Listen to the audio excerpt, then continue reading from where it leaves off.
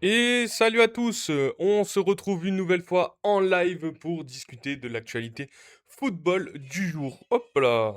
Parfait, il est 10 heures, on démarre directement. Du coup, j'espère que vous allez tous très bien, que vous avez passé une bonne soirée hier soir. On est de retour pour discuter de l'actualité football. On se retrouve exclusivement sur Twitch, hein.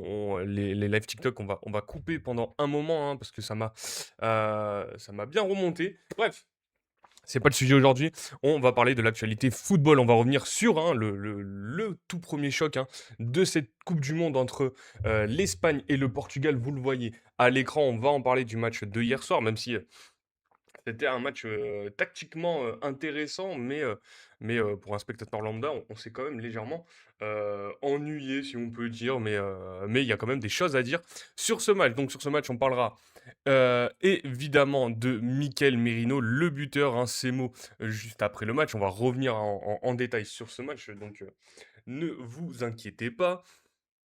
On va parler aussi de, Ruben Dias, hein, Ruben Dias énervé pendant la zone mixte après, pendant l'interview de Mikel Merino. Du coup, ça a été assez étrange cette situation. On va en parler rapidement, mais sinon l'info principale donc, l'Espagne est en quart de finale et Cristiano Ronaldo rentre à la maison et c'était sa dernière, coupe du monde avec le Portugal, hein, c'est bien ce qu'il a dit. Alors, il a dit dernière Coupe du Monde. Est-ce que c'est la dernière fois qu'on le verra avec le maillot portugais? Est-ce qu'il sera là pour l'Euro? J'ai pas vu exactement ce qu'il nous a dit. Mais en tout cas, voilà. Confirmé qu'il s'agit bien de son ultime match dans la compétition, mais pas forcément de la fin de sa carrière, hein. Donc, on va en discuter. Est-ce qu'on reverra Cristiano Ronaldo pour l'Euro, le prochain Euro? Ça sera une vraie discussion. Euh, il évoque son avenir en section, adresse des éloges à Martinez. J'ai adoré travailler avec lui. Tu m'étonnes, il t'a lavé comme pas possible. Et en plus, il devrait signer du côté de Al Nasser, Roberto Martinez. Donc on va en parler, hein, parce que Roberto Martinez, il a eu des mots après le match, évidemment. Sans gagner mondial, il n'y a pas de raison de continuer. Donc lui aussi va quitter la sélection portugaise. On verra qui pourra être son remplaçant, hein, une génération portugaise, hein, qu'on disait favori. Ça s'arrête en huitième de finale pour eux, face à potentiellement les vainqueurs de la compétition. Donc, c'est pas une élimination ridicule. En plus, ils prennent un but en fin de match, mais le but, il est presque anodin dans ce match, hein. Il y a eu tellement de grosses actions et au final, c'est sur un coup franc rapidement joué que le Portugal s'est déconcentré en toute fin de match. Donc voilà, l'avenir du Portugal avec probablement Jorge Jesus aux commandes. Le Portugal veut tourner la page de l'ère du Ronaldo tout-puissant. Donc on aura quand même un gros bloc sur cette équipe portugaise et évidemment on parlera de l'Espagne, hein, même si l'Espagne, voilà, on sait où ça va pour l'instant, ça reste dans cette compétition. On parlera du match entre les États-Unis et la Belgique, évidemment la victoire belge, on est bien heureux que les affreux Américains se soient fait éliminer avec toutes les histoires qu'il y a eu, même si c'est pas de leur ressort, on est bien content que les États-Unis soient sortis de cette Coupe du Monde. On va parler de la tactique utilisée par Rudy Garcia pour contrer cette équipe américaine.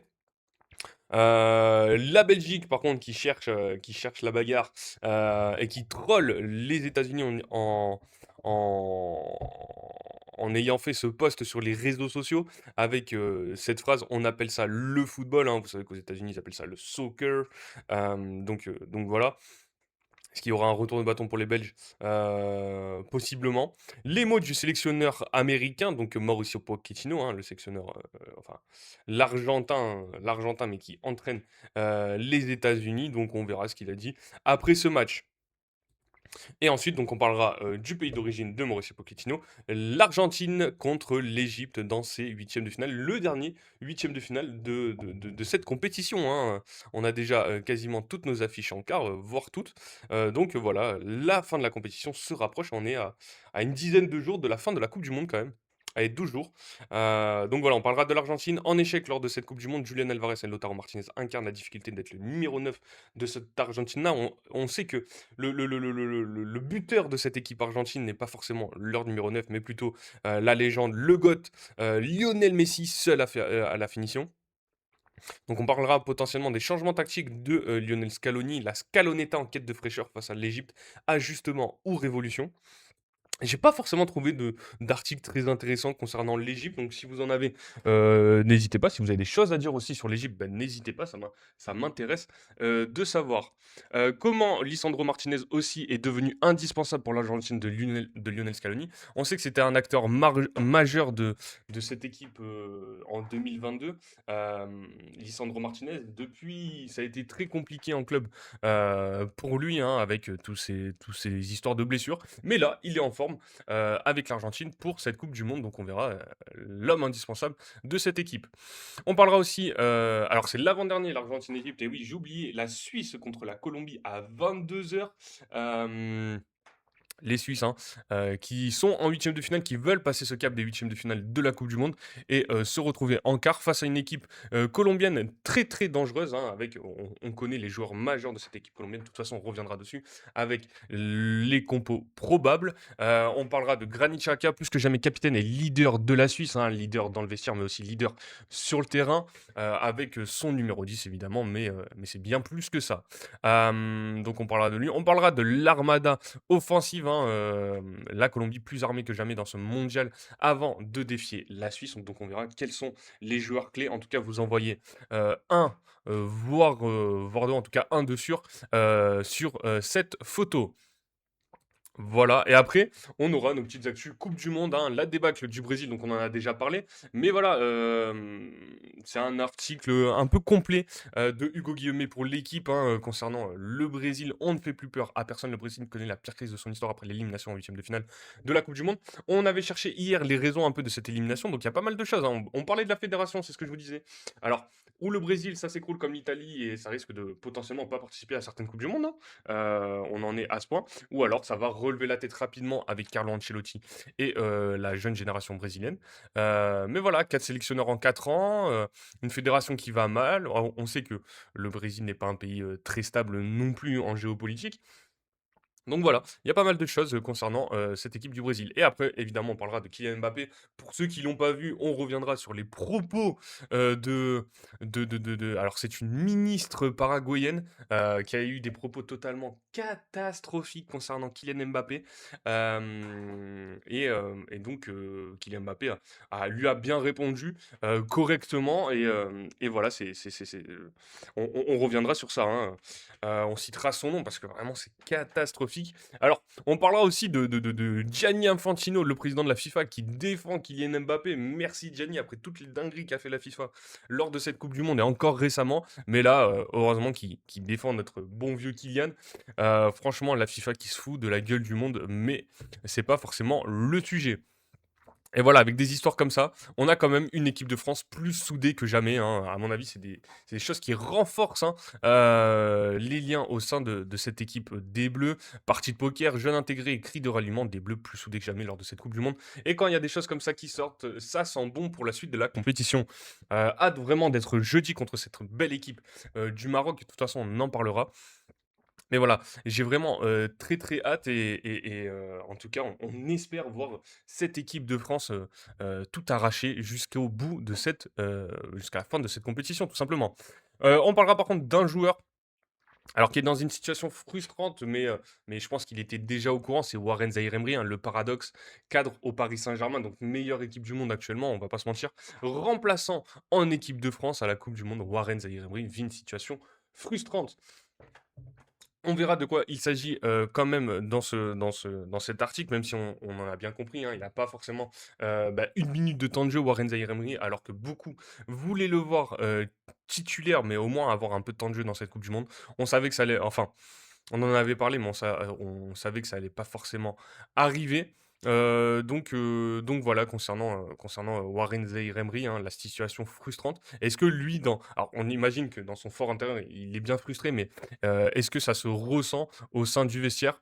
Je pense pas, mais en tout cas, on reviendra dessus. Et après, on ira sur nos infos mercato, hein, parce que le mercato bat son plein, hein, petit à petit, pas mal d'équipes sont éliminées. Donc le mercato s'accélère. On voit alors Jürgen Klopp qui devrait être le nouveau sélectionneur de l'équipe nationale allemande. Mais pas mal d'infos mercato de toute façon.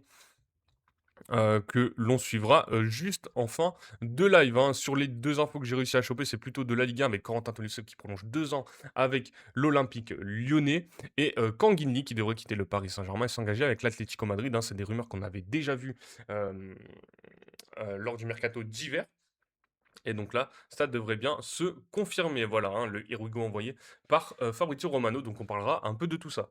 Évidemment, s'il y a des gens sur le chat, ben, n'hésitez pas à venir discuter avec nous. Je vais mettre un peu les stats Twitch, histoire de voir, quand on a certaines personnes, hein. Sinon, de toute façon, vous avez la rediffusion, hein, sur YouTube et les plateformes de podcast, hein. Donc voilà. Hop, alors qu'est-ce que j'ai fait? Tac, tableau de bord, gestionnaire de stream et je pense qu'on est plutôt pas mal. Voilà, voilà, voilà, voilà. OK, la session. Hop, hop, hop. OK. Bon, je pense qu'on est plutôt pas mal. Donc voilà, on va partir tranquillement.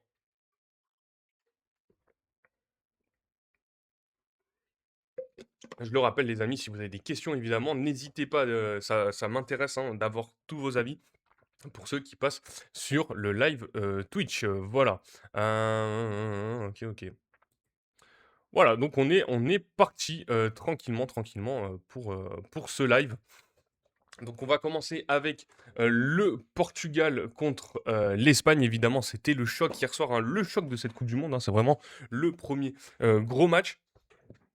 Donc avec cette Espagne qui s'est imposée 1 but à 0 dans les toutes dernières minutes. On le voit 90e plus 1, but de Merino. Mais si on reprend le début de ce match avec les compositions, évidemment, vous connaissez le parcours. Alors, le 4-2-3-1 présenté par Roberto Martinez avec Diogo Costa dans les cages, Renato Vega, Ruben Dias qui ont tenu, hein, quasiment jusqu'au bout. Mais c'est vrai que on sentait que ça allait quand même craquer au bout d'un moment. Les 2 latéraux, Nuno Mendes, Joao Cancelo. Nuno Mendes, on reviendra aussi sur lui parce qu'il s'est blessé en cours de match. Alors je crois que c'était la voilà, 56e minute, donc début de deuxième mi-temps. Nuno Mendes qui se blesse, hein, donc est-ce que c'est... Alors ça n'a pas l'air d'être très grave, mais on sent que musculairement, ça a lâché. Donc quoi qu'il arrive, si le Portugal continuait dans cette compétition, je ne suis pas sûr que Nuno Mendes aurait pu être présent. Donc on verra potentiellement la gravité de sa blessure. Au milieu de terrain, le trio magique, mais malheureusement, c'est un trio qui s'est pas forcément entendu. On voit une note, hein, pourtant c'est le métronome d'une des meilleures équipes du monde, mais Vitinha qui a cette note de 5,6 aux côtés de Joao Neves et Bruno Fernandes. Et en attaque, alors un nouveau choix pour Roberto Martinez, cette fois-ci c'était pas Rafael Leao, mais plutôt Joao Félix. Joao Félix était titulaire à gauche, Cristiano Ronaldo devant évidemment son compatriote et camarade de Al Nasser. Et Pedro Neto, là aussi on voit la note de Pedro Neto, 5,6 lors de ce match, sachant qu'il a joué jusqu'à la 83e minute. Dans cette équipe espagnole, on avait aussi un 4-2-3-1 présenté par Luis de la Fuente. Là aussi on connaissait plutôt les titulaires avec Unai Simon dans les cages, Pau Barcy, Emeric Laporte en défense centrale. À droite, Pedro Porro, le joueur de Tottenham. À gauche, Marco Kurela, la recrue du Real Madrid. Et au milieu de terrain, les cracks, hein, Rodri qui a fait un excellent match, on le voit, sa note de 8,2. Vraiment, ce travail de l'ombre toujours fait par Rodri qui a fait un excellent match. Pedri un peu plus en difficulté. Et après, cette attaque de l'Espagne avec Alex Baena qui a failli marquer un très beau but. Malheureusement, c'est pas rentré lors de ce match. Euh, donc oui, Alex Baena à gauche, Dani Olmo à droite. Non, Dani Olmo derrière l'attaquant, évidemment, hein, dans ce poste de numéro 10 métronome de cette équipe espagnole. Lamine Yamal à droite, par contre, hein, lui qui a fait aussi un bon match. On voit cette note de 7,7. Et Mikel Oyarzabal, toujours dans son rôle assez discret, qui a eu quand même des occasions de but qu'il n'a pas transformées. On en parlera de Mikel Oyarzabal. Voilà, qui s'est légèrement raté tout de même sur ce match, hein. Plutôt la bonne entrée de Ferran Torres, un passeur décisif lors de ce quart de finale, tout simplement. Ferran Torres. Quart de finale, huitième de finale, hein, qui a fait une très bonne entrée. Encore une fois, on pouvait se poser des questions sur lui. Sur les stats de ce match, voilà, 1,68 d'XG pour, cette équipe espagnole, 0,63 pour cette équipe portugaise. Le Portugal, hein, vraiment, qui a été très, très contrarié par cette équipe espagnole de par, la tactique évidemment, de par la qualité des jeux. Une très grosse possession, même si je m'attendais à un chiffre beaucoup plus élevé, pour les Espagnols, mais seulement 55 de possession pour les Espagnols, hein. 15 tirs, 6 cadrés, pour l'Espagne. Du côté portugais, c'est 10 tirs et seulement 2 cadrés. Une seule grosse occasion, j'arrive même pas à me la remettre. Alors que côté espagnol, c'est plutôt, 3 grosses occasions, 7 corners aussi pour les Espagnols, 3 côté portugais. Hem, donc voilà, hein. Un montant touché aussi pour le Portugal. Alors il me semble que c'est une barre, si je dis pas de bêtises. Une barre ou un poteau? Je l'ai plus en tête. Salut, tu lives pas sur TikTok? Non, pour l'instant, TikTok, on a mis ça de côté. À chaque fois, on se fait striker malheureusement, dessus. Donc, j'ai pas envie de travailler pour rien. Donc, pour l'instant, on va se concentrer sur Twitch, hein. On espère, faire progresser cette chaîne Twitch aussi. Donc c'est pour ça qu'on est en live seulement sur Twitch. En tout cas, bienvenue à toi, mon cher Maouche, hein. Si tu as des questions concernant, bah, cette actualité football, on est sur, comme tu le vois, le Portugal, contre l'Espagne hier soir. Donc si tu as des questions, des affirmations, n'hésite pas. Hem et après sur donc les stats de ce match, donc le montant touché côté portugais, des erreurs menant à un tir quand même, il y en a eu 4 du côté, portugais et après 5 arrêts pour Diogo Costa qui a fait un très bon match et 2 arrêts pour Unai Simon. Unai Simon aussi qui a été, pas forcément très, très bon, avec son jeu au pied, pour le coup. Donc, donc voilà, mais qui a plutôt fait un bon match dans l'ensemble. On le voit sur cette première mi-temps, il s'est pas passé grand-chose, hein, pas forcément de carton. Il y a eu quand même des occasions. Alors je crois que c'est en première mi-temps où Mikel Oyarzabal, il y a une action où il est tout seul et finalement il rate. Donc voilà, on le voit dans les stats, hein, c'est pas c'est plutôt délité en 2e mi-temps, hein, quand les organismes ont été un peu plus, fatigués. Et voilà, hein, seulement 2 tirs cadrés, dans le match pour le Portugal et les 2 étaient en première mi-temps. Mais sinon après le reste, ça a été, plutôt compliqué. C'est plutôt en deuxième que ça se débloque. Il y avait aussi la barre de Nuno ah voilà, c'est ce que je cherchais, parce qu'il y avait on voyait dans les stats un montant touché. J'avais oublié ce que c'était, mais oui, c'était une barre de Nuno Mendes. Exactement. Hem donc dans cette première mi-temps. En deuxième, dès la 56e, malheureusement, Nuno Mendes, se blesse, hein. Alors à mon avis, c'est une blessure, musculaire quand on voit la position. Je ne sais pas trop exactement comment il se l'est fait. Je crois que c'est sur un tacle, hein, d'après ce que j'ai compris et voilà, qui est obligé de sortir, qui n'aurait pas pu, continuer le match, voire la compétition avec le Portugal, hein. Donc voilà, remplacé par Nelson Semedo. On voit à la 71e minute l'entrée de Rafael Leao à la place de Joao Félix. Joao Félix qui n'a pas fait un match énorme non plus. Joao Cancelo qui sort remplacé par Diogo Dalot aussi. Donc voilà pour les changements côté portugais. Et c'est à la 75e voilà, que le coup tactique de Luis de la Fuente avec l'entrée de Ferran Torres à la place de Alex Baena. Moi j'ai plutôt bien aimé le match de Alex Baena. Bah, son match, dans l'ensemble, hein, il a failli marquer. Ça a été très, très bien détourné sur une double action. Je crois que c'est un tir tout d'abord de Lamine Yamal qui rentre, dans l'axe, qui enroule et c'est un arrêt hem, de Diogo Costa et après c'est récupéré Babaina qui enroule lui aussi et c'est plutôt bien, dévié. Même CR7 a rien donné effectivement CR7 ça a été très compliqué, son match une nouvelle fois, mais on sait que là, bon c'est clairement la fin. Mais attention, pas totalement la fin, on va le voir, dans notre revue de presse, hein. C'est la fin en coupe du monde, c'est potentiellement pas la fin, pour l'Euro concernant, CR7. On va en discuter, juste après. Donc on disait coup tactique de Luis de la Fuente qui fait rentrer Ferran Torres à la place de Baena. Conceição qui rentre à la place de Pedro Neto qui n'a pas fait un bon match. Bernardo Silva aussi qui rentre à la place de Vitinha. Vitinha, c'était très compliqué son match, voire toute la Coupe du Monde, hein, qui n'a jamais réussi à trouver sa place dans cette équipe portugaise. On le voit à 85e, l'entrée de Fabian Ruiz, l'entrée de Mikel Merino aussi. Le buteur, hein, les deux à la place de Pedri et Olmo. Pedri un peu plus dans l'ombre, on avait eu ce débat hier. Hein. Mais Pedri un peu plus dans l'ombre, plutôt un bon match de son capitaine, hein, Rodri évidemment. Il doit arrêter tout court. Ah évidemment, je pense que Bah, après, il peut continuer en club à Al Nassr, hein, à empiler les buts, mais c'est vrai que du côté du Portugal, hein, c'est vraiment une prise d'otage qui commence à tourner au vinaigre pour CR7. Donc, voilà, 90e plus 1 pour ceux qui n'ont pas vu le match, hein, je vais vous le répéter, en tout cas vous décrire l'action, c'est sur un coup franc proche de la surface adverse, mais, heu, mais pas forcément dangereux. Joué rapidement par cette équipe espagnole et sur 2 passes, ça revient dans les pieds de Ferran Torres. Mikel Merino, qui part dans le dos de enfin dans l'espace entre les 2 défenseurs centraux, pourtant qui avaient été plutôt solides, hein, malgré les assauts espagnols, mais là qui sont pas restés concentrés et c'est un but, de Mikel Merino sur une très, très belle passe de Ferran Torres pour le seul but du match à la 91e minute. J'espère juste pour les Portugais, il va pas ramener son fils. Bah, déjà, ouais, c'est vrai, mais après, je crois que le fils, il joue déjà avec les catégories jeunes, hein, du Portugal, si je dis pas de bêtises, côté, Cristiano Ronaldo junior.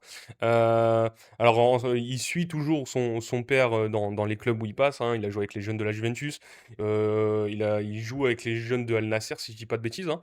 Potentiellement, ils vont peut-être jouer un jour un match ensemble, hein, Cristiano Ronaldo et Cristiano Ronaldo junior. Mmh. Et à voir, hein, si, on aura un nouveau CR7, dans quelques années du côté, du Portugal. Et voilà, sur ce match, Mikel Merino qui marque, très beau but, je pensais qu'il allait croiser, au final il marque premier poteau. Voilà, hein, lui qui a eu une fin de saison compliquée à Arsenal, hein, toute la fin de saison il était blessé et qui est revenu à temps avec cette équipe espagnole et donc qui qualifie les Espagnols en quart de finale. Il y a une toute dernière action pour les Portugais quand même, hein, sur un centre, si je dis pas de bêtises, où c'est Bernardo Silva qui met la tête, malheureusement ça passe juste au-dessus de la barre de Unai Simon, et ensuite vient la fin du match, il y a quand même une entrée, hein, pour casser le rythme de Borja Iglesias à la place de Oyarzabal. Et sinon c'est une fin de match pour cette équipe, et donc une victoire espagnole. Voilà. On va aller sur notre revue de presse évidemment. Alors déjà félicitations aux Espagnols, hein, avec, le Mikel Merino pardon, en conférence de presse d'après-match. Le buteur décisif Merino, un immense soulagement, très reconnaissant envers De La Fuente. C'est un article de Fabio, Russomando, pour Flashscore. Après le but inscrit contre le Portugal, synonyme de qualification pour les quarts de finale, le milieu de terrain d'Arsenal s'est exprimé à notre micro. Ses émotions, sa relation avec le sélectionneur et sa capacité à être décisif en sortant du banc. Imagine Ronaldo Junior sort remplacer Ronaldo. Oh, c'est possible, hein, Ronaldo, hein, il a un peu sa carrière ressemble un peu à LeBron James, hein, du côté du basket, donc ça m'étonnerait tellement pas que ça existe. Alors je sais pas si ça sera avec la sélection portugaise. Honnêtement, je l'espère pas, hein. J'espère que Ronaldo, c'est définitivement fini avec le Portugal, mais avec Al Nassr, ça m'étonnerait pas une seule seconde. Après ça serait beau, hein, pour le symbole, ça serait plutôt beau, hein, même si on sait qu'il fait la pluie et le beau temps dans ses clubs, Cristiano Ronaldo. Pour le symbole, ça serait plutôt sympa, en tout cas. Donc qu'est-ce qu'on disait? Oui, sur Mikel Merino. Mikel Merino en zone mixte après Portugal-Espagne revient d'abord sur le but qui a offert à la Roja la qualification pour l'écart. Boucourt de joie et surtout un immense soulagement. Quand un match va en prolongation, on souffre toujours sur le terrain comme à la maison, devant la télévision, pour aider l'équipe à un moment aussi important, quasiment à la dernière seconde du match. C'est la raison pour laquelle on joue, il faut être prêt à faire la différence et aujourd'hui j'ai eu la chance de le faire. Sur la confiance de Luis de la Fuente, le joueur d'Arsenal commente: je lui suis très reconnaissant, il m'a accordé toute sa confiance dès le premier jour. En tant que joueur, j'essaie simplement de la lui rendre par mon engagement, mon jeu et mon respect. Nous nous connaissons depuis plus de 10 ans et quand un entraîneur te transmet une telle confiance, tu ne peux que tout donner. La Coupe du Monde, c'est aussi des sacrifices comme être loin de sa famille. L'Espagnol répond: cela fait partie du football et de la vie. Jouer une Coupe du Monde, représenter son pays et partager tout cela avec ses coéquipiers, c'est quelque chose d'extraordinaire. Mais il y a aussi un côté difficile. Je rate les 2 premiers mois de vie de mon fils, sa croissance et tous ses changements. Il me manque énormément, mais heureusement, il viendra me voir pour les quarts de finale et j'espère lui offrir encore d'autres joies. On va voir alors sa conférence, est-ce qu'il y a la traduction ou pas? Alors déjà, il y a une petite pub. Améliorez vos outils pro avec Google Workspace. Profitez de Gemini intégré à Gmail, Drive et plus. Boostez la créativité et les performances avec une IA sécurisée pour le travail. Améliorez votre productivité grâce à l'IA avec Google Workspace. Bueno, pues mucha alegría. Voilà, Un gran alivio beaucoup de joie, porque un este buen grand partido soulagement que parce que para ce genre de Portugal match, pues significa que tu le veuilles ou obviamente non, mucho tu para el souffres, equipo, les gens pero souffrent à la también maison, beneficiará al et equipo pouvoir y es un aider gol tan l'équipe importante à un porque moment si important, au por dernier lo moment du jugado, match, por lo que salimos c'est y pour ça qu'on fundamental joue. para tener un impacto en el juego On doit être prêt. Il parle trop vite, c'est espagnol. J'ai souhaité, mais je suis très reconnaissant envers lui. Et c'est quelqu'un qui m'a accordé toute sa confiance dès le premier jour. En tant que footballeur, tout ce que j'essaie de faire, c'est de lui rendre avec mon jeu, avec de l'engagement, avec du respect. Et c'est une relation que nous avons depuis plus de 10 ans. Et cette confiance en tant que joueur ne te laisse pas d'autre choix que de tout donner. Oui, eh bien, ça fait partie du football, partie de la vie et tout ce qu'il y a de merveilleux à être une Coupe du Monde et en profiter avec les coéquipiers et pouvoir représenter ton pays. C'est incroyable, mais en même temps, il y a un côté moins agréable qui est de manquer les 2 premiers mois de vie de mon fils, de sa croissance, hein. Manque tellement, mais heureusement, ils viennent maintenant pour les quarts de finale et j'espère leur donner encore plus de joie. Jusqu'à quel point croit-on que c'est possible de marquer un but à la toute dernière minute? 100%, je pense que c'est la mentalité qu'il faut avoir, surtout quand tu entres comme remplaçant. Il faut avoir une mentalité de gagnant dans le match et arriver à affamé avec de l'énergie et bien. Bon, de toute façon, ça va être retranscrit, j'arrive pas à lire, je suis désolé. Mais ça va être retranscrit juste après, de toute façon, donc on va éviter de se répéter. J'aurais aimé voir une finale Portugal-Argentine pour le foot. Ah, pour l'histoire Messi-Ronaldo? Ouais, ça aurait pu être sympa, même si voilà, je pense que le Portugal, hein, ils étaient clairement, ils étaient parmi les favoris en début de compétition quand on voyait le 11 qui pouvait être aligné. Ils étaient clairement favoris, même si, bah, honnêtement, ils nous ont pas fait. En fait, on n'a pas du tout aimé voir jouer le Portugal pendant cette Coupe du Monde, hein. C'est aussi simple que ça. Ça n'a pas été très beau à voir. Roberto Martinez, pour moi, vraiment, hein, avec tout le respect qu'on lui doit, j'ai pas du tout aimé les choix tactiques qu'il a fait lors de cette coupe du monde. Donc, je trouve que c'est une élimination logique et après en fonction à voir qui sera en demi-finale, mais on peut potentiellement avoir une finale, France-Espagne, une demi-finale pardon, France-Espagne et de l'autre côté, je crois que c'est, Argentine du coup, Argentine-Angleterre. Donc ça peut être plutôt pas mal, à voir ce que sera la finale. Est-ce qu'on veut vraiment cette revanche, hem France-Argentine, ou alors on veut voir un crunch entre la France et l'Angleterre, ou alors ça sera peut-être la Colombie qui sera en finale de Coupe du Monde, à voir. Mais en tout cas, ça y est, hein, avec les quarts de finale, les huitièmes c'était déjà pas mal. Les quarts de finale, ça y est, ça va commencer à rentrer dans des vrais matchs de foot quand même. Et après, les demi-finales, finales, je pense qu'on aura des matchs assez exceptionnels, plus tactiques évidemment. Je pense qu'on va avoir moins en moins de buts sur les 12 derniers jours qui nous restent de compétition. Sur les dernières paroles de Mikel Merino sur la période qui traverse de l'ancien de Newcastle commente. C'est une satisfaction incroyable d'être ici il y a quelques mois, c'était impensable. Aujourd'hui, je vis l'un des plus beaux moments de ma carrière. Je repense à toutes les périodes difficiles, à toutes les personnes qui m'ont soutenu et ont continué à croire en moi, quand moi-même j'avais du mal. Tous les sacrifices, tous les doutes et tout le travail accompli prennent maintenant tout leur sens. Attends, Mikel Merino, il a joué à Newcastle? Alors là.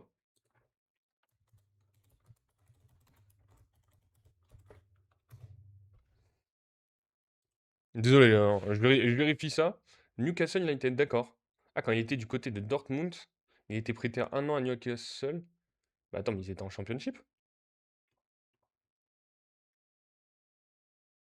Ouais, c'était en Première Ligue. 24 matchs. Et après, du coup, il signe du côté de la Real Sociedad.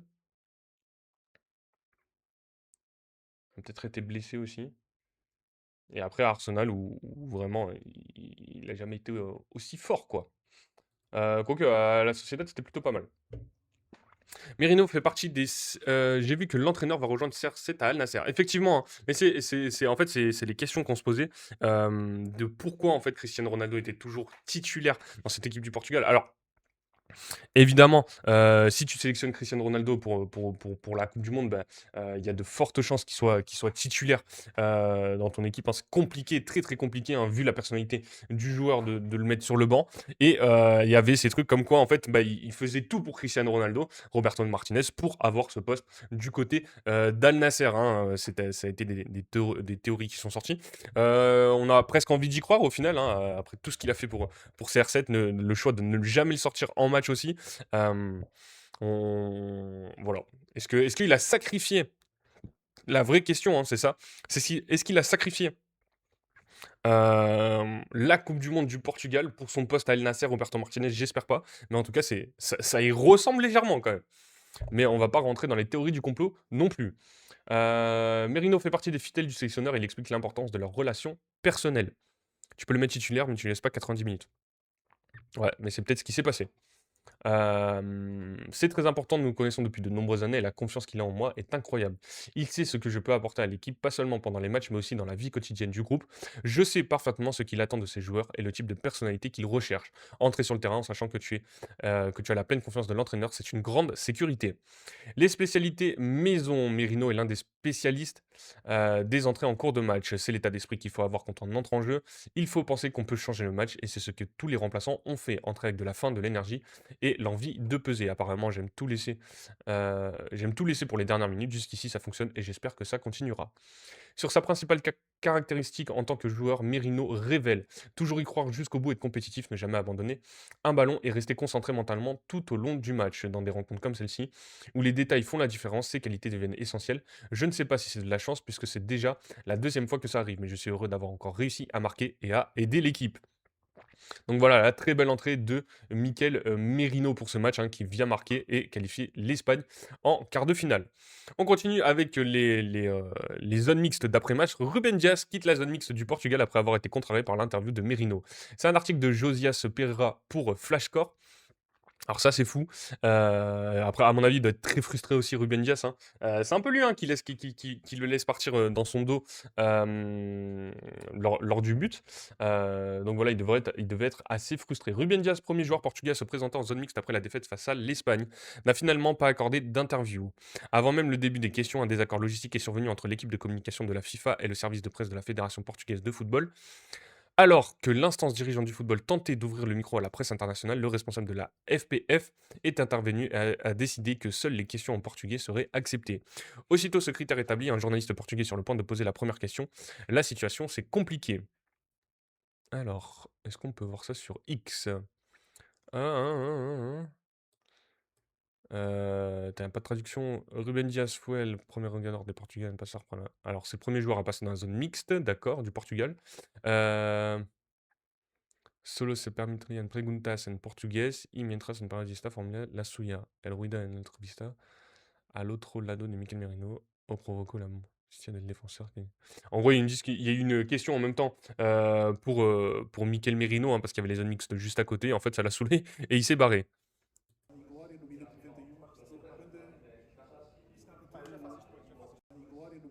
Ah ouais. Ah, il avait pas envie, quoi. Tout près de là, le milieu de terrain, Mikel Merino, auteur du but de l'Espagne, donnait son interview. Le bruit provenant du côté espagnol a empêché le défenseur portugais d'entendre le journaliste. Ne pouvant répondre dans les bonnes conditions, Ruben Dias s'est agacé et a préféré de ne pas poursuivre l'entretien. Génial. Génial. Euh, Le rage bait. On peut dire ça un rage bait. Cristiano Ronaldo après l'élimination du Portugal par l'Espagne, c'était ma dernière Coupe du Monde. Alors qu'est-ce que nous dit ce bon vieux Cri-Cri? C'était un match très équilibré. À mon avis, ça pouvait basculer d'un côté comme de l'autre. L'Espagne a eu cette petite part de réussite. Ils ont marqué dans les tout derniers moments, mais c'est le football. Je pense que dans l'ensemble, ça a été un match très disputé. Qu'est-ce que je ressens? Je suis triste de sortir de la Coupe du Monde. Mais comme je l'ai dit hier en conférence de presse, j'ai tout donné, j'ai donné le meilleur de moi-même. Et je pars avec la conscience tranquille. C'est ça le football, c'est ça la vie d'un joueur. Parfois on gagne, parfois on perd, il faut continuer. C'est vrai, c'était bien ma dernière Coupe du Monde. Pour le reste, j'aurai le temps d'y réfléchir, d'être avec ma famille, de ne pas prendre de décision à chaud et de continuer ma vie. J'ai remporté 3 titres avec le Portugal. Avant moi, le Portugal n'avait remporté aucun titre. Donc je suis heureux. Le plus grand titre que j'ai gagné avec la sélection, c'est l'Euro en 2016. Pour moi, il a la même importance qu'une Coupe du Monde, sincèrement. C'est pourquoi je le répète, je pars avec la conscience tranquille en ayant donné le meilleur de moi-même. Demain sera un nouveau jour et la vie continue. Ah, il a dit qu'il a remporté 3 titres, hein, Cristiano Ronaldo, donc il considère, hein, que tout de même que la Ligue des Nations est un titre majeur. Je sais pas si vous, dans le chat, hein, vous, mon cher Maouche, si tu considères que vraiment cette Ligue des Nations fait partie des titres majeurs au même titre qu'un Euro ou qu'une Coupe du Monde. Voilà. C'est... il aurait dit un titre, franchement, ça m'aurait pas choqué. 3 titres, voilà, bon. bah, Cristiano dans toute sa splendeur, quoi. Dans la foulée de l'élimination du Portugal en huitième de finale par l'Espagne ce lundi, Cristiano Ronaldo a confirmé en zone mixte qu'il venait de disputer son dernier match de Coupe du Monde. C'est un article de Romain Lafont pour l'équipe. Plusieurs centaines de journalistes étaient agglutinés en zone mixte pour écouter une dernière fois Cristiano Ronaldo après un match de Coupe du Monde perdu par le Portugal face à l'Espagne en huitième de finale ce lundi. La star s'est arrêtée à plusieurs reprises à confirmer qu'il s'agissait bien de son ultime match dans la compétition, mais pas forcément la fin de sa carrière. Quel est votre sentiment après cette élimination? L'Espagne a eu ce petit brin de chance de marquer dans les dernières minutes, mais c'est le football d'une façon générale. Le match était très équilibré. Comment avez-vous vécu cette last dance et comment vous vous sentez? Triste, ce qui est normal quand on est éliminé d'une Coupe du Monde, mais comme je l'ai dit hier en conférence de presse, j'ai tout donné, j'ai fait de mon mieux, j'ai la conscience tranquille. La vie d'un footballeur, parfois on gagne, parfois on perd, il faut continuer, ça on l'a lu. C'est vrai que c'était mon dernier mondial, oui, mais pour le reste, je vais prendre du temps pour y penser, voir avec ma famille et ne pas décider à chaud.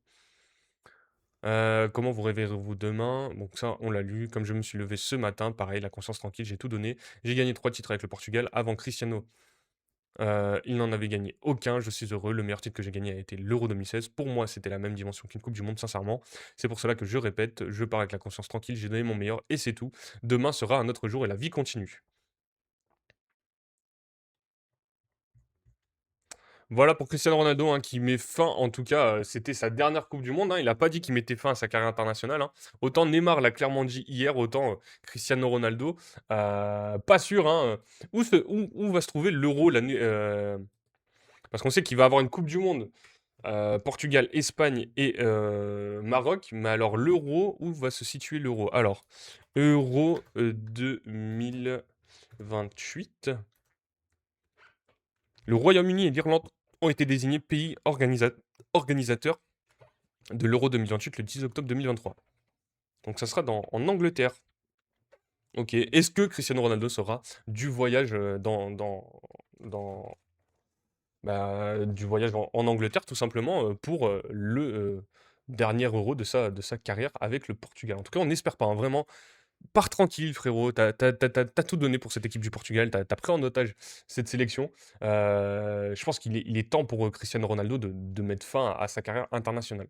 Ronaldo évoque son avenir en sélection et adresse des éloges à Martinez. J'ai adoré travailler avec lui. Donc c'est ce qu'on disait tout à l'heure, hein, que Roberto Martinez pourrait être le nouveau coach de Al Nasser, un club de Cristiano Ronaldo. C'est un article de Rodrigo Coimbra pour Flashcore. Les déclarations de Cristiano Ronaldo après l'élimination du Portugal face à l'Espagne en huitième de finale du championnat du monde. Va-t-il continuer? Je ne prends pas de décision à chaud. Je ne veux pas détourner l'attention de ce que nous avons accompli lors du mondial à cause d'une décision personnelle. Bilan. Mon bilan, c'est que nous aurions pu faire mieux. Nous avons été éliminés par une équipe qui probablement ira en finale ou s'en approchera. C'était un match très disputé qui aurait pu basculer d'un côté comme de l'autre. Je pars la conscience tranquille, nous avons tout donné. J'ai tout donné et dans ce cas, il n'y a rien à regretter. Départ de Roberto Martinez. C'est une personne avec qui j'ai adoré travailler. C'est un grand homme et un grand entraîneur. Ce qu'il a fait pour le Portugal est remarquable et mérite d'être salué. Il a remporté un titre avec le Portugal, ce qui montre à quel point il faut être bon pour gagner un trophée. Je veux le remercier et le souhaiter beaucoup de bonheur. C'est toujours triste de quitter une grande compétition. L'équipe était en progression. Je pense que nous avons fait un bon match qui aurait pu basculer d'un côté comme de l'autre. Mais c'est ça le football. Il faut se relever et poursuivre notre chemin. C'est frustrant de sortir ainsi. Un message pour le Cristiano Ronaldo de 2006. Donne toujours le maximum pour ton pays et joue autant que possible. Si tu fais cela, tu partiras plus serein. Tous les joueurs doivent ressentir quelque chose de spécial en jouant pour la sélection. Cela fait 23 ans que je représente la sélection avec beaucoup de fierté. C'est toujours inoubliable. Jorge Jesus comme futur sélectionneur, ce n'est pas à moi de prendre cette décision. Ce n'est pas le moment d'évoquer celui qui viendra. Donc pas sûr, hein, pas sûr. Pour l'instant, c'est vraiment un méga point d'interrogation. Les mots de Roberto Martinez qui confirme son départ. Sans gagner le mondial, il n'y a pas de raison de continuer. C'est un article de Bruno Henriquez pour Flashcore. Le sélectionneur du Portugal s'est exprimé devant les journalistes après la défaite face à l'Espagne en huitième de finale du mondial 2026. Il a confirmé son départ du poste qu'il occupait depuis janvier 2023. Adversaire très tôt favori pour remporter le mondial, mais beaucoup de fierté. Nous avons joué les yeux dans les yeux, tout donné. Nous sommes battus. Tristesse de ne pas atteindre les quarts de finale, mais fierté car ils ont été énormes. Que le ballon rentre ou non, cela fait la différence. Mais nous avons neutralisé l'Espagne sur le plan tactique et technique. Le but est arrivé à la fin. Je pense que nous méritions la prolongation. Et tous les Portugais devraient être fiers de tout ce que nous avons accompli. Le travail accompli porté sur 8 matchs Il est normal d'éprouver de la tristesse. Je pense que nous méritions un autre sort. Il faut se concentrer sur ce que nous pouvons contrôler. C'était le match le plus abouti. Les joueurs ont compris que nous étions sur la bonne voie, mais l'Espagne est favorite et ce brin de chance n'était pas de notre côté. Donc là, c'était concernant là, c'est Cristiano Ronaldo.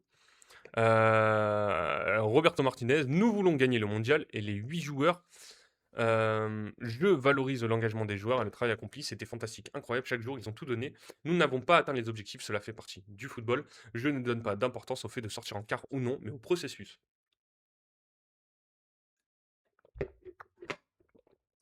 Bilan, nous voulons gagner. D'accord, à venir, nous verrons. Nous en avons déjà parlé. L'important est de montrer de la fierté par rapport au travail accompli par les joueurs. Maintenant, il faut remercier les joueurs, partager la tristesse. L'avenir du sélectionneur n'est pas important pour l'instant. Héritage. C'est mon dernier match, mais j'ai deux choses à dire. D'abord, remercier le peuple portugais, c'était incroyable. Je ne veux pas décrire le soutien que nous avons reçu. J'emporte avec moi mes souvenirs pour la vie entière. Ensuite, remercier le travail des joueurs. Il est très difficile d'avoir de bons joueurs, mais difficile de former une équipe. Ce sont 45 matchs, les meilleurs chiffres de l'histoire. C'était leur engagement, souvenir d'avoir remporté la Ligue des Nations, des records, remercier les joueurs, la fédération, le staff technique et l'équipe de soutien. C'est mon dernier match, mais j'ai deux choses à dire. D'abord, remercier le peuple portugais, c'était incroyable. Je ne peux pas décrire le soutien que nous avons reçu. J'emporte avec moi des souvenirs pour la vie entière. Ensuite, remercier le travail des joueurs. Et il est très facile d'avoir de bons joueurs, mais difficile de former une équipe. Ce sont 45 matchs, les meilleurs chiffres de l'histoire. C'est leur engagement, souvenir d'avoir remporté la Ligue des Nations, des records, remercier les joueurs, la fédération, le staff technique et l'équipe de soutien. Nous n'avons pas échoué, nous avons perdu un match contre une équipe favorite. Nous avons joué les yeux dans les yeux, montré un talent incroyable. Nous avons remporté la Ligue des Nations au tir au but. Ce sont des détails entre les grandes sélections. Échouer, ce n'est pas essayer de gagner. Nous avons essayé jusqu'à la dernière minute. C'est ne pas essayer de gagner. Nous avons essayé jusqu'à la dernière minute. Tout donné, les joueurs ont été incroyables, exemplaires. C'est cela qui fait de toi un gagnant. J'espère que les supporters du Portugal pourront se souvenir de tout ce que moi et le staff technique avons accompli. Départ. En fin de cycle, il est important d'avoir une autre voie. Il est légitime que le président Pedro Proença puisse choisir le sélectionneur. Merci pour le soutien. La décision, elle n'était pas arrêtée. Je suis venu au Portugal pour gagner le mondial et je pense que sans victoire, il n'y a pas de raison de continuer. La direction et le président ont la possibilité de choisir leur sélectionneur. Mon contrat se termine aujourd'hui. Il n'y a pas grand-chose de plus à dire. Voilà pour les derniers mots de Roberto Martinez en tant que sélectionneur du Portugal, hein. Je pense que il ne reviendra pas et que c'était bien son dernier match avec l'équipe portugaise. Pour finir sur ce match entre le Portugal et l'Espagne, hein, on avait dit que ça serait un gros bloc sur le Portugal. Euh, la Coupe du Monde, avec probablement Jorge Jesus aux commandes, le Portugal veut tourner la page de l'ère Ronaldo tout puissant. Donc quel va être l'avenir de cette équipe portugaise, évidemment? Donc c'est un article de Régis Dupont pour l'équipe. Tout diriger l'après Cristiano Ronaldo, pour diriger l'après Cristiano pour digérer l'après Cristiano Ronaldo, la Seleção pourrait nommer Jorge Jesus à la place de Roberto Martinez qui a annoncé son départ à l'issue de cette Coupe du Monde conclue par une élimination en huitième de finale contre l'Espagne. Le Portugal a achevé sa Coupe du Monde exactement comme on pouvait l'imaginer sur une défaite précipitée par l'absence en pointe d'un attaquant de 41 ans et demi.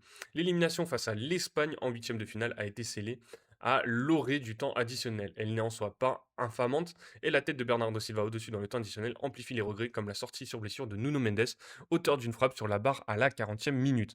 Roberto Martinez qui a confirmé son départ à l'issue de son contrat a su le rappeler.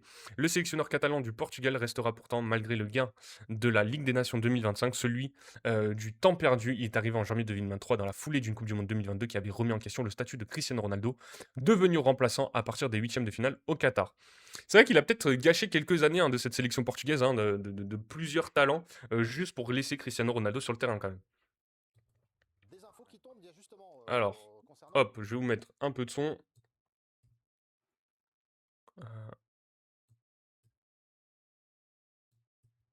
des infos qui tombent, il y a justement concernant le Portugal. Nico, c'est donc fini pour Vas-y, Roberto Nico. Martinez officiellement? Finito. Il vient d'annoncer en conf de ouais. presse qu'il partait. Alors je lui quand même des claps parce que en fait il veut vraiment qu'on l'aime. C'est très facile d'avoir des bons joueurs, mais l'important c'est de créer une équipe. Et on a eu ça. Ce furent 45 matchs avec les meilleurs chiffres dans l'histoire du Portugal. Enfin, il parle donc de la stat. En fait, ce qui est ouf, c'est que il s'est toujours fait passer pour un mec qui aimait le jeu, mais visiblement il se fait passer pour un résultatiste. Mais il les a pas les résultats. Mais Il a des depuis quand bonnes le stats, pourcentage mais- de victoire ça compte? C'est pas un trophée quoi. Je trouve. Mais Il essaye de sauver son bilan Non mais, comme il peut. quoi. non, mais quand tu vois. Les autres vont s'occuper Bah du oui. sien. Ouais. Lui, Ah oui. il est- Et comment tu peux dire tu fais 8e de finale et dire on a eu les meilleurs résultats, enfin le meilleur pourcentage. Il y arrive. Dans ces moments-là, on peut être un petit peu en Mais je l'ai difficulté dit, et on va chercher des arguments. Bon vent Bob, voilà, plein de bonheur et bon courage pour ceux qui vont être tes supporters. Non, mais il sait qu'il va se faire massacrer, il le sait, il est pas idiot. Bah, c'était déjà le cas avant en vrai. Hein. Voilà, et donc il va pas alimenter lui-même. Lui, il est là pour dire bon, bah finalement. Et juste quand même un mot sur le. Parce qu'il y a un Le grand successeur favori pour lui succéder, ça devrait. Le nom qui revient beaucoup, c'est Georges Jesus, D'accord. qui était l'entraîneur de Cristiano Ronaldo Al Nasser, avec qui il a été champion d'ailleurs. On revient au basique Décidément. du côté du Donc, golf. Il va y aller. Non, mais- Mais Roberto Martinez, il va y aller à Al Nassr Non, finalement. ça y est, c'était ils ont Kougou qui était pris. nommé. Ouais. Ah. Juste avant le match contre la Croatie. décidément. Juste avant qu'il- Ah ouais. Il- Hop. Ah merde.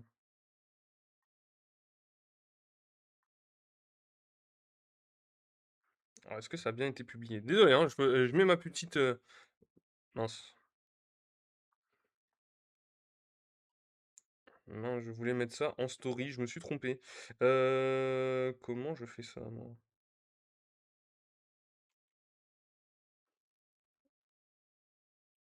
Ça va être simple. Hop, supprimer. Désolé, j'étais en train de mettre ma petite story du coup. Hop.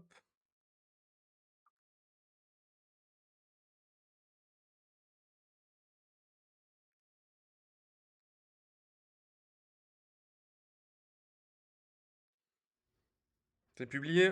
Nickel. Nickel, nickel. Désolé. Alors.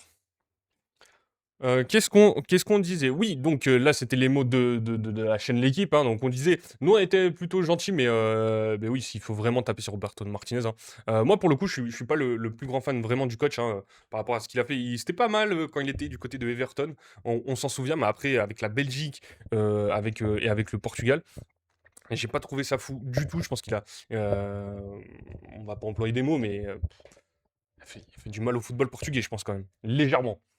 Martinez a choisi de le rétablir coûte que coûte sur son piédestal et jusqu'au bout de cette Coupe du Monde. Sauvé par un but de Gonzalo Ramos en 16e de finale, il n'a pas fait entrer le nouvel attaquant de l'AC Milan en 8e parce qu'il avait déjà consommé toutes ses cartouches, emporté par la panique créée par la blessure de Nuno Mendes. Voilà, déjà le choix de ne pas faire entrer Gonzalo Ramos alors que t'as pas mis un but, je trouve ça quand même assez fou. Et imaginez l'intégrer en prolongation. Comme il avait perdu pied face à la Croatie avec un quadruple changement qui avait dépeuplé son milieu, contestable dans sa stratégie pro-Ronaldo, illisible dans son coaching, Roberto Martinez laisse une impression désastreuse pour sa soumission à l'icône nationale et pour sa compétence tactique. Il ne sera jamais libéré du soupçon d'avoir été nommé parce qu'il était capable d'accepter la Ronaldo dépendance. J'ai gagné 3 titres avec le Portugal de Ligue des Nations et l'Euro 2016 avec avant Cristiano. Le Portugal n'avait gagné aucun titre, a d'ailleurs expliqué CR7 en zone mixte, plus auto-centré que jamais. Le successeur de Martinez déjà trouvé. En attendant, Jorge Jesus pourrait être le nouveau sélectionneur, non pas parce qu'il a entraîné CR7 cette saison en Arabie Saoudite, mais parce que le choix présumé numéro 1 de la FPF, José Mourinho, a été nommé sur le banc du Real Madrid. À 71 ans, Jesus espère ce poste qui consacrait sa carrière de technicien. Il a refusé les autres offres ces dernières semaines en attendant son intronisation plutôt que celle du 3e choix, Sergio Conceição. L'équipe a été exemplaire, je laisse derrière moi un héritage incroyable et j'espère que les supporters se souviendront que nous avons tout donné pendant 3 ans et demi à assurer Roberto Martinez. Pas sûr. C'est la fin d'un cycle, il est important d'avoir une voix nouvelle. Le président Pedro Proença est en droit de choisir son entraîneur et je tiens à remercier tout le monde pour son soutien et pour tout ce qui a été accompli. Nommé par l'ex-président Fernando Gomes, Martinez était toléré par Proença, dont on dit l'ego comparable à celui de Cristiano Ronaldo. L'ancien arbitre international a acté l'échec ce lundi à Dallas, quelques minutes après la défaite, en des termes choisis, pas les plus chaleureux pour le technicien catalan. Nous croyons en la qualité de nos joueurs et en un niveau de talent presque inégalé dans notre histoire.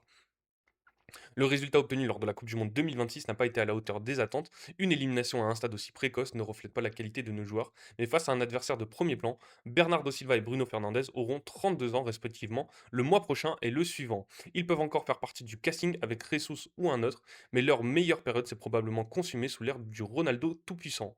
Le Portugal, nouveau censé se construire pour la prochaine Coupe du Monde co-organisée avec l'Espagne et le Maroc, le sera autour des Parisiens Vitinha, João Neves, Nuno Mendes, peut-être d'un ex-parisien Gonzalo Ramos et de Diogo Costa, le gardien, une base assez solide pour éviter la prise en otage d'une équipe entière par un seul de ses membres, fut-il le plus grand joueur de l'histoire du pays. Gros gâchis avec son milieu notamment, cette équipe aurait pu faire beaucoup mieux. On est plutôt d'accord. Voilà, on va refermer ce chapitre Portugal et Cristiano Ronaldo, hein. Félicitations à l'Espagne, on le redit, qui affrontera en quart de finale. Donc ça sera contre la Belgique. Espagne-Belgique, hein, plutôt très très bon match, hein, on verra. On va aller sur ce match de la Belgique en huitième de finale qui a sorti cette horrible équipe des États-Unis. Euh, donc on va aller sur les compos. Donc victoire 4-1 de la Belgique et de Rudy Garcia. Alors pour une fois qu'on supportait Rudy Garcia dans cette Coupe du Monde, victoire 4-1 des Belges. Euh, sur les compos déjà présentés par Mauricio Pochettino côté États-Unis. C'est un 4-3-3 avec Fries dans les cages qui a fait une sacrée boulette sur le troisième but, hein. On t'a vu mon coquin. Avec Rim en défense centrale, Richards à ses côtés, Robinson à gauche, Freeman à droite. Au milieu de terrain, Malik Tillman, le joueur du Bayer Leverkusen, Adams et Afonso McKinney, le milieu de terrain de la Juventus de Turin. En attaque, Christian Pulisic, le LeBron James du football, et Folarin Balogun qui n'était finalement pas suspendu. Avec aussi l'ancien crack, hein, qui avait signé du côté du Barça, mais plutôt en tant que latéral, Serginho Dest qui était là, ailier droit. Côté Belgique, le 4-2-3-1 de Rudy Garcia avec Thibaut Courtois dans les cages, Nathan Goy de retour avec Mechele, Nathan Goy plutôt que Arthur Théat. On avait deux keepers à gauche, Timothy Castagne à droite. Au milieu de terrain, Onana, Raskin. Là aussi, changement de milieu de terrain, il me semble, hein. On avait Kevin De Bruyne sur le banc, Van Aken sur le banc aussi, Jérémy Doku sur le banc.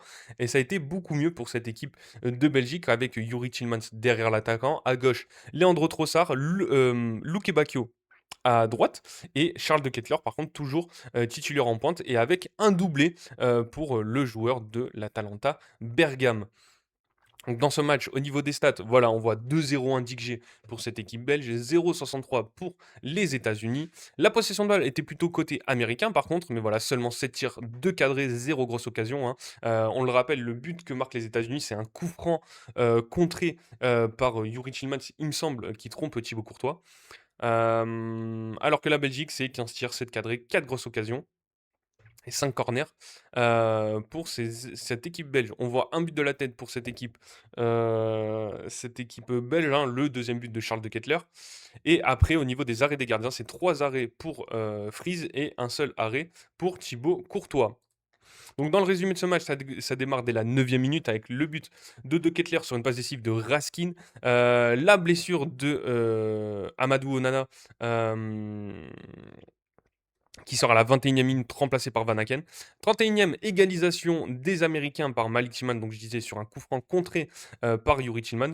Et enfin, à la 33e minute, Charles de Ketelaere double la mise, reprend l'avantage pour la Belgique sur une passe décisive de Leandro Trossard, donc de la tête. En deuxième mi-temps, c'est Gio Reyna qui rentre à la place de Serginho Dest, mais à la 57e, les Belges appuient leur avance avec un but de Van Aken sur une passe décisive de Charles de Ketelaere, donc un doublé, une passe décisive pour Charles de Ketelaere, qui sort à la 67e minute, remplacé par Romelu Lukaku. Christian Pulisic, qui faisait pas un très bon match, est remplacé aussi à la 59e par Berhalter.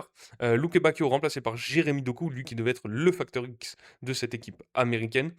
Et ensuite, on voit Salmakers qui rentre à la 89e, Alex Witsel qui rentre à la 89e aussi, et des changements aussi côté Pochettino, mais 90e plus 3, c'est Romelu Lukaku sur une deuxième passe décisive, non, sur une passe décisive, tout simplement la seule de Van Aken pour le 4-1. Voilà, on va aller directement sur la tactique de Rudy Garcia. En tout cas, on est bien content que les Américains soient éliminés comme ça. Donald Trump nous embêtera plus, on va dire.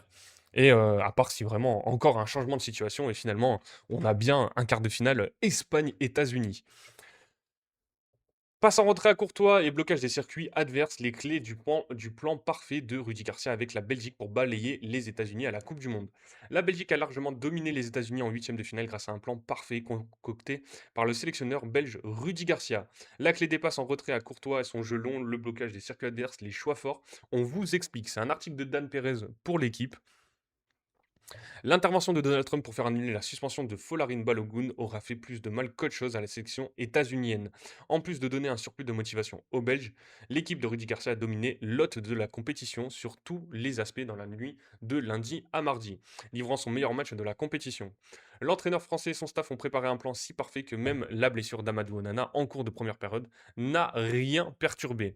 L'équipe de Mauricio Pochettino arrivait pourtant avec de sacrés arguments dans le jeu, en plus des faveurs de la FIFA. Autour de trois grands axes, les États-Unis brillaient par leur course et leurs mouvements sur les côtés. Les États-Unis tenaient en Balogun une arme dans l'attaque de la profondeur. Les États-Unis aimaient presser et défendre en avançant.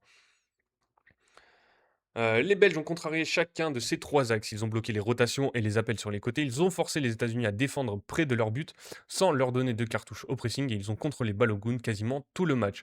Sur ce dernier point, le retour salutaire de Nathan Ngoy comme titulaire a été essentiel. Ce ne fut pas le seul choix payant de Rudy Garcia qui avait laissé un Kevin De Bruyne diminuer sur le banc pour renforcer son milieu et avait préféré Dodi Lukebakio à Jérémy Doku sur le côté droit. Déroulons point par point le plan belge. Bloquer les circuits de passe états-uniens sur le côté. Pour comprendre comment la Belgique a bloqué son adversaire, il faut identifier les circuits préférentiels de ce dernier. Ce que le staff des Diables Rouges a parfaitement fait, une base à 3 à la relance avec des défenseurs centraux de côté qui distribuent le jeu des pistons pour étirer la défense et ouvrir des options de passe dans les fameux demi-espaces, zone entre l'aile et l'axe évidemment. Hein, on connaît c'est l'espace entre les latéraux en général, le latéraux gauche ou droite et le défenseur central.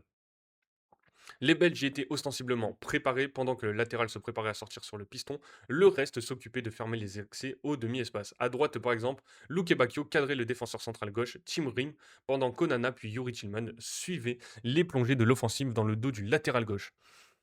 Donc on le voit, le demi-espace bien bloqué par cette équipe belge. On voit Luke Bacchio qui est bien là pour couper les espaces entre, donc là c'est le défenseur central euh, de la Belgique et l'ailier qui était vraiment entre le latéral et le défenseur central. On le voit le latéral là, le défenseur juste là.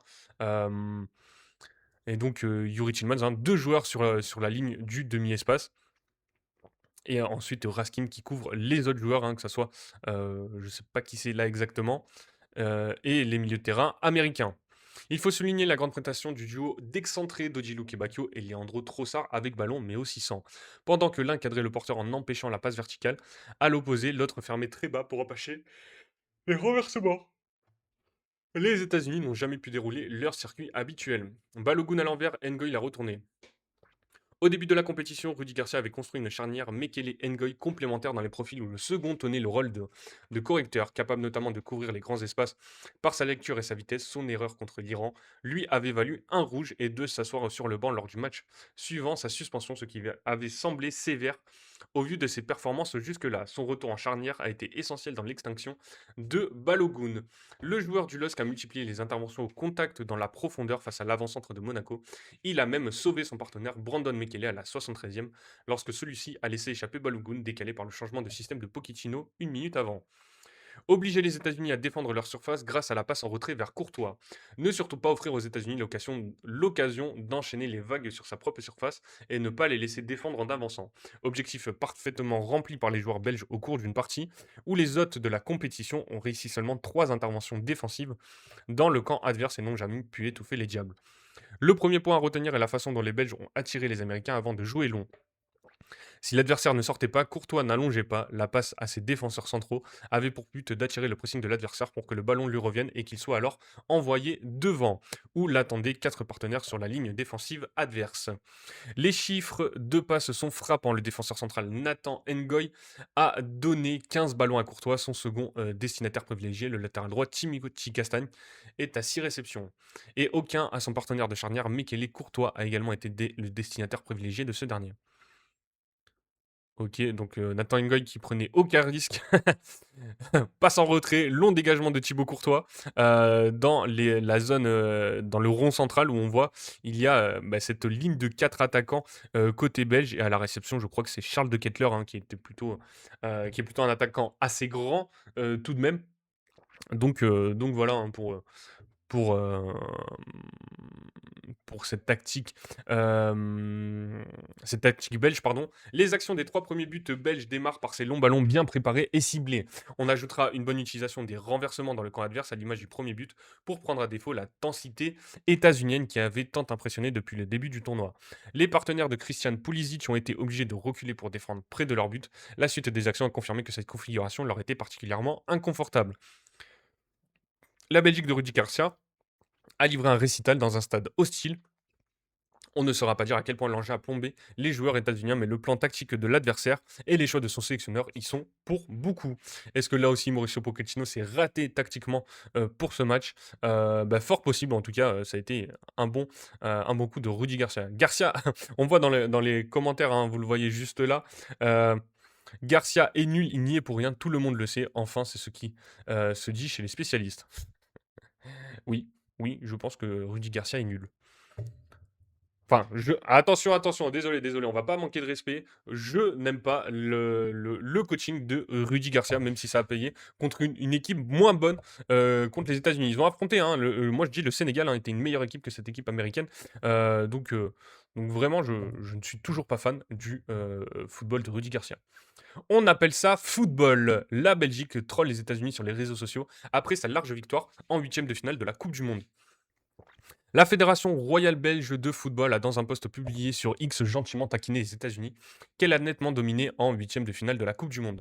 C'est un article de Matteo Pulli pour l'équipe. Après avoir donné une leçon de football sur le terrain, les Belges ont donné un cours de langue aux États-Unis sur les réseaux sociaux. Lundi soir, les Diables Rouges se sont nettement imposés contre les Américains en huitième de finale de la Coupe du Monde dans un contexte très particulier en raison de la levée de la suspension de Folarin Balogun par la FIFA. Puis au moment d'annoncer la victoire de son équipe, le compte X de l'équipe nationale belge a écrit ceci en légende: It's called soccer football. On appelle ça du soccer football. Ce troll en référence à la manière singulière dont les Américains appellent le sport roi. Le Canada et les Samoa utilisent le même terme et surtout une bataille culturelle. La Belgique rejoint l'Espagne qualifiée un peu plus tôt au détriment du Portugal de Cristiano Ronaldo. Le quart de finale aura lieu vendredi soir. D'accord, en fait, ils ont barré soccer sur le tweet et ils ont mis football. C'est mal détaillé. Bref, voilà, le léger troll des Belges pour les Américains, mais je suis bien content. C'est un petit pic, mais c'est assez malin, ça va. Attention, retour de karma quand même. On n'a pas joué à notre niveau, regrette Pochettino après l'élimination des Américains. On n'a pas joué à notre niveau, a regretté le sélectionneur des États-Unis Mauricio Pochettino après la lourde défaite et l'élimination contre la Belgique en huitième de finale du Mondial 2026, lundi à Seattle. On n'a jamais été en phase avec le niveau d'exigence d'un tel match. Je pense qu'on n'a pas joué à notre niveau, on n'a jamais été dans le rythme, même quand on a égalisé à 1-1, a déploré l'Argentin en conférence de presse. Aujourd'hui, on n'a pas été la même équipe que depuis le début du tournoi. Ça a été un très mauvais jour, collectif et individuel, parfois ça arrive, mais à ce stade, il n'existe pas de rattrapage. Interrogé sur l'affaire Balogun, finalement titularisé après une intervention de Trump auprès de la FIFA pour lever sa suspension, Pochettino a assuré que ce qui s'est passé autour du match n'a pas eu d'impact sur le groupe. Ce qui s'est passé, c'était dans les règlements. À partir de là, on n'avait pas plus de commentaires à faire et la Belgique a été meilleure, c'est très clair. L'Argentin a tout de même tenu à apporter une réflexion personnelle. Les gens ont tout mélangé. Quel était le but de toutes ces insultes? Ces mauvais messages, ces menaces, si une règle existe et que la fédération peut l'appliquer. Si Balogun est rendu disponible par la FIFA, alors ce n'est pas un problème. J'ai été personnellement déçu par beaucoup de gens. Ils ont parlé de politique de manipulation, d'éthique, d'intégrité. Ils ont tout mélangé. Le technicien a encore estimé que son équipe s'était nettement améliorée, mais que les progrès ne sont pas linéaires. Par la suite, Pochettino a dit être très heureux de sa relation avec la fédération américaine, qui décidera de la suite, à savoir entamer des discussions ou non pour une prolongation de son contrat. Alors, il a en partie raison quand même, Mauricio Pochettino, par rapport à cette histoire. Même nous, on troll un peu par rapport à ça, mais ça ne mérite pas des insultes envers même Folarin Balogun, hein, il n'a rien à voir là-dedans. Hein, je pense pas qu'il a appelé Donald Trump, hein, pour faire lever sa suspension. Il faut clairement en vouloir à la FIFA et pas même à la fédération américaine, même si je suis pas fan de cette équipe américaine. C'est clairement à la FIFA qu'il faut en vouloir. Ils sont allés chercher comment dire, des prétextes dans leur règlement pour enlever ce carton rouge demandé par Donald Trump. Hein. C'est confirmé ça que Donald Trump a bien appelé Gianni Infantino ou quelqu'un de la FIFA pour que le carton rouge soit retiré. Donc c'est vraiment ça qui est à noter et pas forcément en vouloir à cette équipe américaine, hein. Nous, on est là pour pour le buzz évidemment, mais si on reste un peu plus sérieux, il ne faut pas du tout en vouloir à la sélection américaine, à ces joueurs américains. Après, j'ai pas vu de déclaration, par rapport à ça des joueurs américains et ni même à Folarin Balogun, le joueur de l'AS Monaco. Voilà, de toute façon pour la Belgique, ça continue, pour les quarts de finale, hein, les Belges qui devraient affronter les Espagnols, en quart de finale de cette coupe du monde et ça aura lieu, que je vous dise pas de bêtises, donc le match, France-Maroc, ça aura lieu jeudi. Espagne-Belgique, ça aura lieu vendredi soir? Vendredi soir à quelle heure? Vendredi 21h. Donc voilà, soyez prêts pour cette Espagne-Belgique qui sera tout de même un match plutôt pas mal. Donc ça c'est bon, on a fait le tour. On va pouvoir passer au match de ce soir, les derniers huitièmes de finale de cette Coupe du Monde, hein. Il est quelle heure? 11h15, parfait, hein, il nous reste 45 minutes pour parler de tout ça, donc je pense qu'on aura le temps. L'Argentine contre l'Égypte, hein, les Argentins, champions du monde en titre, affrontent l'Égypte à 18h ce soir. On rappelle leur parcours. Les Argentins en phase de groupe, pardon, ont battu l'Algérie, l'Autriche et la Jordanie, donc groupe plutôt simple pour eux. Ils sont allés jusqu'en prolongation par contre le Cap-Vert. On le rappelle, victoire 3 buts à 2 pour les Argentins sur un but contre son camp de Borges. Mais voilà, 3 buts à 2. Lionel Messi, l'incontournable Lionel Messi, le GOAT, ce devrait bien être titulaire ce soir. On va aller sur les compositions probables qui sont juste là, juste là, juste là. Hop! Donc le 4-4-2 présent, est-ce que ça sera un 4-4-2 présenté par Lionel Scaloni? C'est la bonne question. Est-ce que ça sera Julian Alvarez, Lautaro Martinez? Là aussi, vraie question, aux côtés de Lionel Messi. Mais en tout cas, on devrait retrouver cette tactique avec Djibou Martinez dans les cages. Lisandro Martinez, on aura cet article concernant le joueur de Manchester United. À ses côtés, Christian Romero en défense centrale. À gauche, alors là, on nous présente Nicolas Tagliafico, mais il me semblait qu'il était pas blessé, Nicolas Tagliafico, pour cette Coupe du Monde.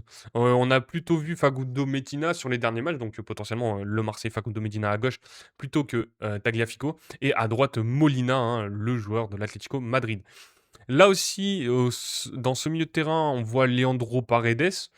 Je suis pas sûr, Leandro Paredes, il est plutôt sur le banc. Par contre, Enzo Fernandez et Alexis McAllister devraient bien être présents. Et à droite, Rodrigo De Paul. On en a parlé sur des précédents lives, hein. Je vous invite à voir les rediffusions des lives où on essayait d'analyser le rôle de Rodrigo De Paul qui se remettait souvent dans l'axe, voire en numéro 6. Par contre, je vais juste aller checker les matchs précédents de cette équipe argentine pour déterminer ce milieu gauche, hein, parce que ça m'étonnerait que ça soit Leandro Paredes, à part si Lionel Scaloni tente un coup tactique. Alors là, on voit plus Thiago Almada qui a joué contre le Cap-Vert. Contre la Jordanie, c'était... bon alors on avait potentiellement Giuliano Simeone, mais ça serait plutôt du coup côté droit ou Lo Celso, ok. Donc là, contre la Jordanie, ça m'étonnerait que ça soit la même compo. Contre l'Autriche, potentiellement. Contre l'Autriche, on avait qui? Thiago Almada. Donc normalement, ça devrait être Thiago Almada du côté gauche. Est-ce que Thiago Almada est blessé? Thiago Almada aussi. Donc normalement, plutôt que Leandro Paredes, ça devrait être Thiago Almada titulaire. Ah merde. Non, c'est bon. Ok. Tac, tac, tac. Hop. Voilà, et en attaque, est-ce que ça sera Lautaro Martinez ou Julian Alvarez aux côtés de Lionel Messi?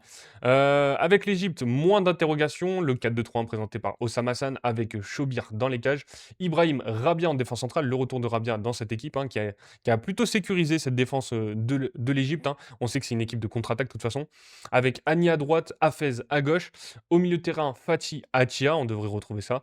Et en attaque, Zico à gauche plutôt que Trezeguet l'un des vieux briscards de cette sélection égyptienne, pardon, devant Omar Marmouche en pointe, derrière lui, Emar Achour, pardon, Emam Achour, excusez-moi, et le capitaine, le pharaon, Mohamed Salah. Donc on va aller sur notre petite revue de presse. Juste avant, évidemment, les amis, vous le voyez, le bandeau jaune juste là. Les jeux d'argent et de hasard peuvent être dangereux, perte d'argent, conflits familiaux, addiction. Donc on fait extrêmement attention. Si on fait des paris sportifs, on ne parie que l'argent qu'on peut se permettre de perdre. Mais les cotes nous indiquent souvent qui peut être favori dans ce match. On le voit, l'Argentine clairement favorite avec 1,33, 1,34, voire 1,35. Dans ses cotes, et alors que l'Égypte, 29e nation mondiale, a plutôt une cote à 9, 10, voire 11 ou 12 sur les sites des bookmakers. Hein. Donc l'Argentine est clairement favori. Moi, si on me demande un prono, je mettrai tout de même l'Argentine favorite aussi. Je ne sais pas si ça peut aller aux prolongations ou non, voire au penalty, hein, pourquoi pas, pour cette équipe d'Argentine. En échec lors de cette Coupe du Monde, Julian Alvarez et Lautaro Martinez incarnent la difficulté d'être le numéro 9 de cette Argentine-là.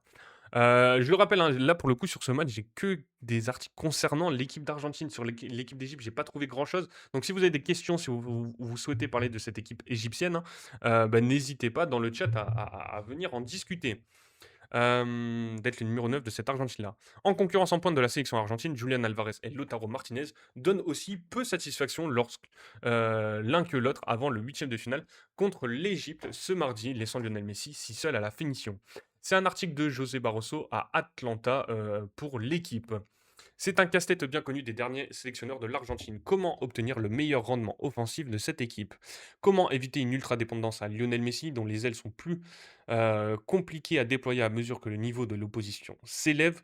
À 39 ans, 8e de finale de Coupe du Monde contre l'Égypte ou pas, cela fait longtemps que la Pulga n'est plus cet électron capable de répéter les séquences de dribble sur 40 mètres pour aller au but.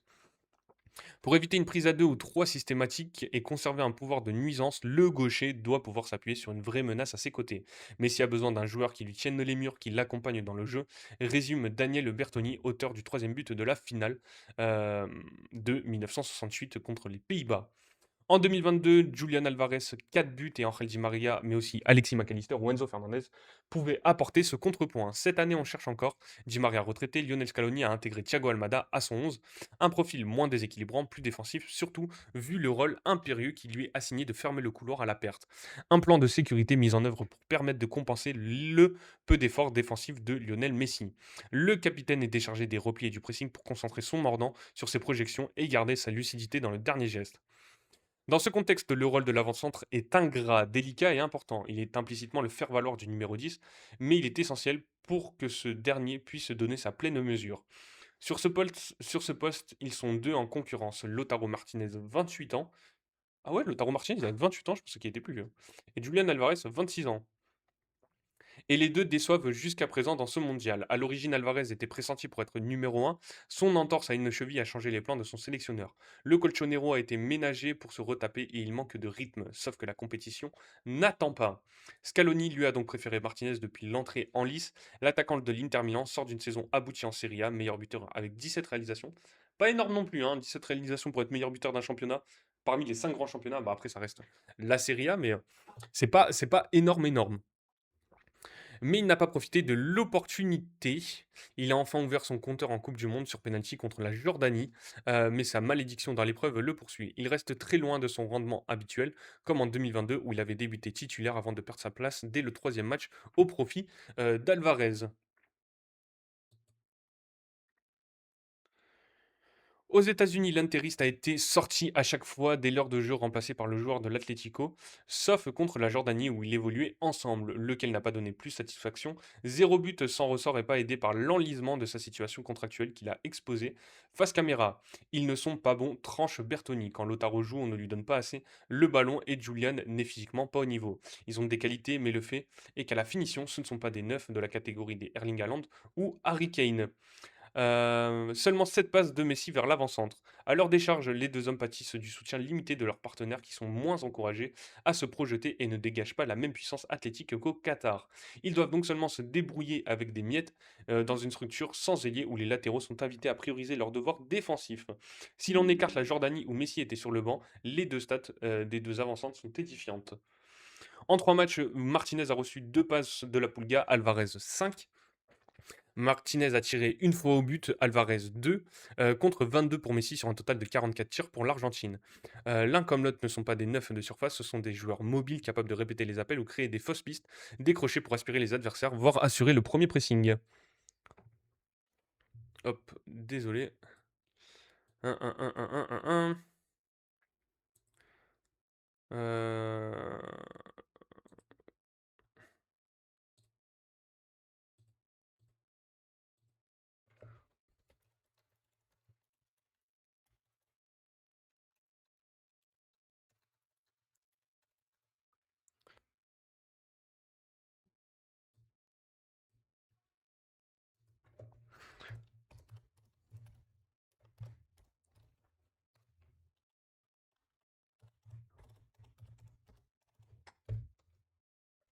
Yes.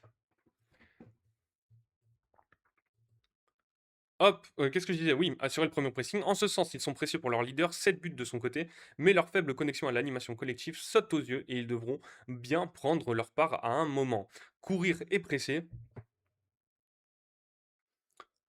courir et presser, ce n'est pas que ça. Le foot, souligne Bertonnet, l'équipe a besoin de buteurs. On a juste vu Messi et les défenseurs à l'œuvre. Moi, j'aimerais bien voir José Manuel Lopez de Palmeiras. José Manuel Lopez de Palmeiras, mais Scaloni maintient sa confiance à Julian et Lautaro. En 2022, Messi n'avait inscrit que 2 des 7 buts dans le jeu de son équipe lors des matchs à élimination directe, plus 3 pénaltys. Voilà, hein, Messi après la Ronaldo dépendance côté portugais, la Messi dépendance côté Argentine. La Scaloneta en quête de fraîcheur face à l'Égypte, ajustement ou révolution. C'est un article de Anna Caro pour Flashcore, hein, on voit l'article il est plutôt fat, hein, ça va être intéressant de voir ce qui est dit. Petite gorgée d'eau et on est reparti. N'hésitez pas, hein, si vous êtes sur le live Twitch, hein, n'hésitez pas à mettre vos commentaires, hein, je lis tout ce qui passe. Hein. Et si vous regardez la rediffusion YouTube, n'hésitez pas aussi hein, dans les commentaires à venir discuter avec nous. À la veille du huitième de finale entre l'Argentine et l'Égypte, Lionel Scaloni et surtout le jeu proposé par l'Albi Céleste face au Cap-Vert, qui a forcé une prolongation en 16e de finale, sont critiqués.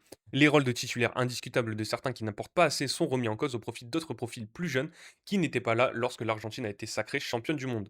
Des supporters réclament Nico Paz, Valentin Barco ou encore Giuliano Simeone et accusent Scaloni d'être trop frileux. Le sélectionneur argentin, lui, a d'autres plans en tête. Le laborieux succès face au Cap-Vert a laissé des traces. Si l'Argentine a fini par se qualifier après prolongation, 1-1 dans le temps réglementaire, euh, et 3-2 après prolongation, la prestation d'ensemble est en particulier celle d'un entrejeu à court d'idées a relancé le débat sur la nécessité de faire évoluer son 11, pourtant sacré champion du monde en 2022. En conférence de presse à Atlanta, Lionel Scaloni n'a pas esquivé le sujet, a reconnu que des ajustements étaient à l'étude avant d'affronter l'Égypte ce mardi au Mercedes-Benz Stadium. Pardon. À chaud, j'ai déjà quelques points à corriger en tête. On verra dans les prochains jours, avait déjà glissé le sélectionneur au sortir du match face au Cap-Vert avant d'endosser une partie de la responsabilité collective sur l'état du jeu proposé.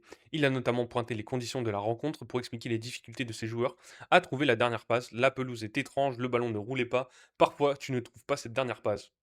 Quand même, Lionel, te fous pas de notre gueule. Paredes la certitude de retrouver du sélectionneur. S'il n'a rien dévoilé de sa composition dans le détail, Scaloni a en revanche été prolixe sur un point précis, le retour annoncé de Leandro Paredes au poste de numéro 5, occupé jusque-là par Alexis McAllister. Ah, c'est pour ça qu'on nous parlait de Leandro Paredes titulaire, mais plutôt... Alors là, il nous montrait côté gauche, mais ce serait plutôt à la place de McAllister. D'accord. Le sélectionneur a pris le temps de justifier ce choix avec une longueur inhabituelle, retraçant tout le contexte du milieu de Boca Juniors depuis le début du tournoi. Leandro Paredes est arrivé au mondial blessé et c'est pour ça qu'Alexis McAllister a joué au poste de numéro 5, expliquait Scaloni. Après le mondial, Leandro a presque toujours joué à ce poste. Il a fait un énorme effort pour être ici et on pensait que le remplaçant idéal pour lui était Alexis, sachant qu'il peut aussi jouer un peu plus haut et qu'il le fait très bien. Leandro est prêt à 100% et il jouera demain.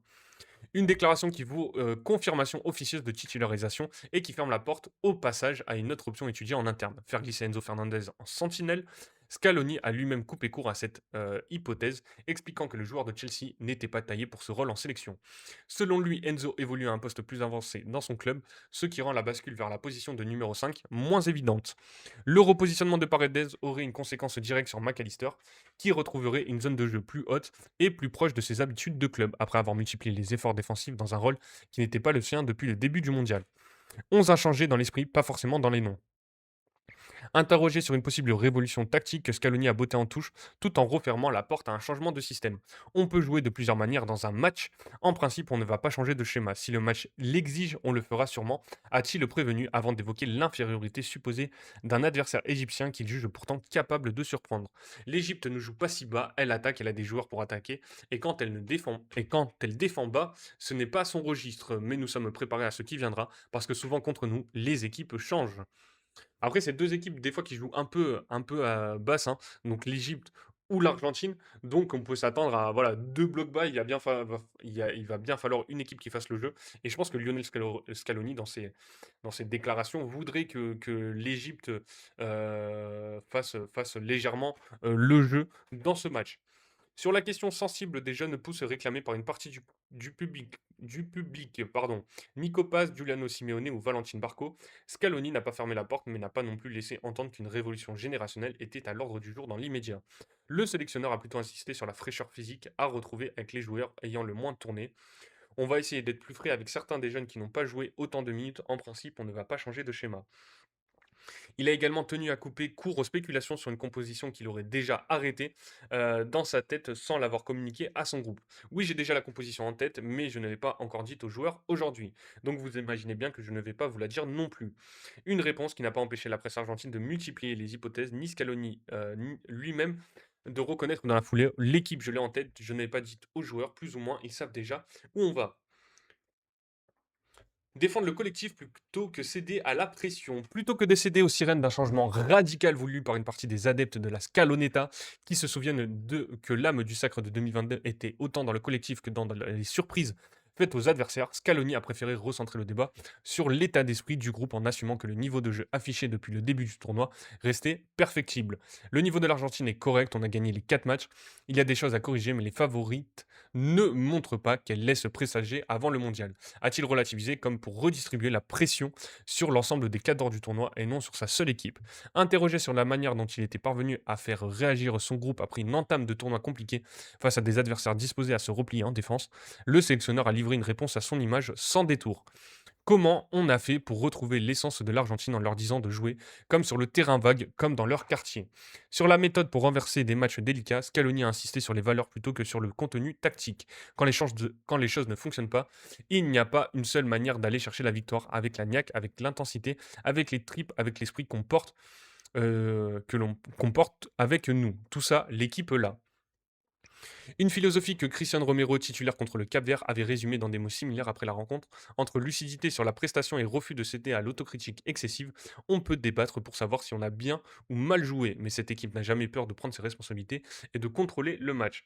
On a été touché à des moments clés, mais on a toujours continué à pousser pour aller chercher la victoire. Il y a toujours de la marge pour s'améliorer, mais l'important c'est que l'équipe ait répondu quand les choses se sont compliquées. 3 postes en question, une hiérarchie qui bouge. Au-delà du cas Paredes déjà tranché dans les mots du sélectionneur, 2 autres incertitudes traversaient encore la préparation argentine à la veille du choc contre l'Égypte. Au poste de latéral gauche, Nicolas Tagliafico, remis de la blessure qu'il avait tenu éloigné du début du tournoi, postule pour retrouver sa place au détriment de Facundo Medina, sorti crampé lors de la prolongation face au Cap-Vert. En attaque, le duel entre Julian Alvarez et Lautaro Martinez pour accompagner Lionel Messi reste ouvert.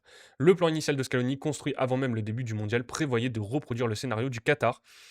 Associer Julian Alvarez à Messi dès les matchs à élimination directe, comme cela avait été le cas 4 ans plus tôt, lorsque Lautaro Martinez avait perdu sa place en cours de phase de groupe.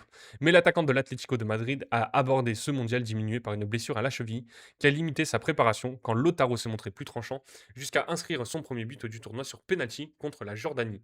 Aucun des deux n'a toutefois livré à ce stade une performance suffisamment convaincante pour trancher définitivement le débat.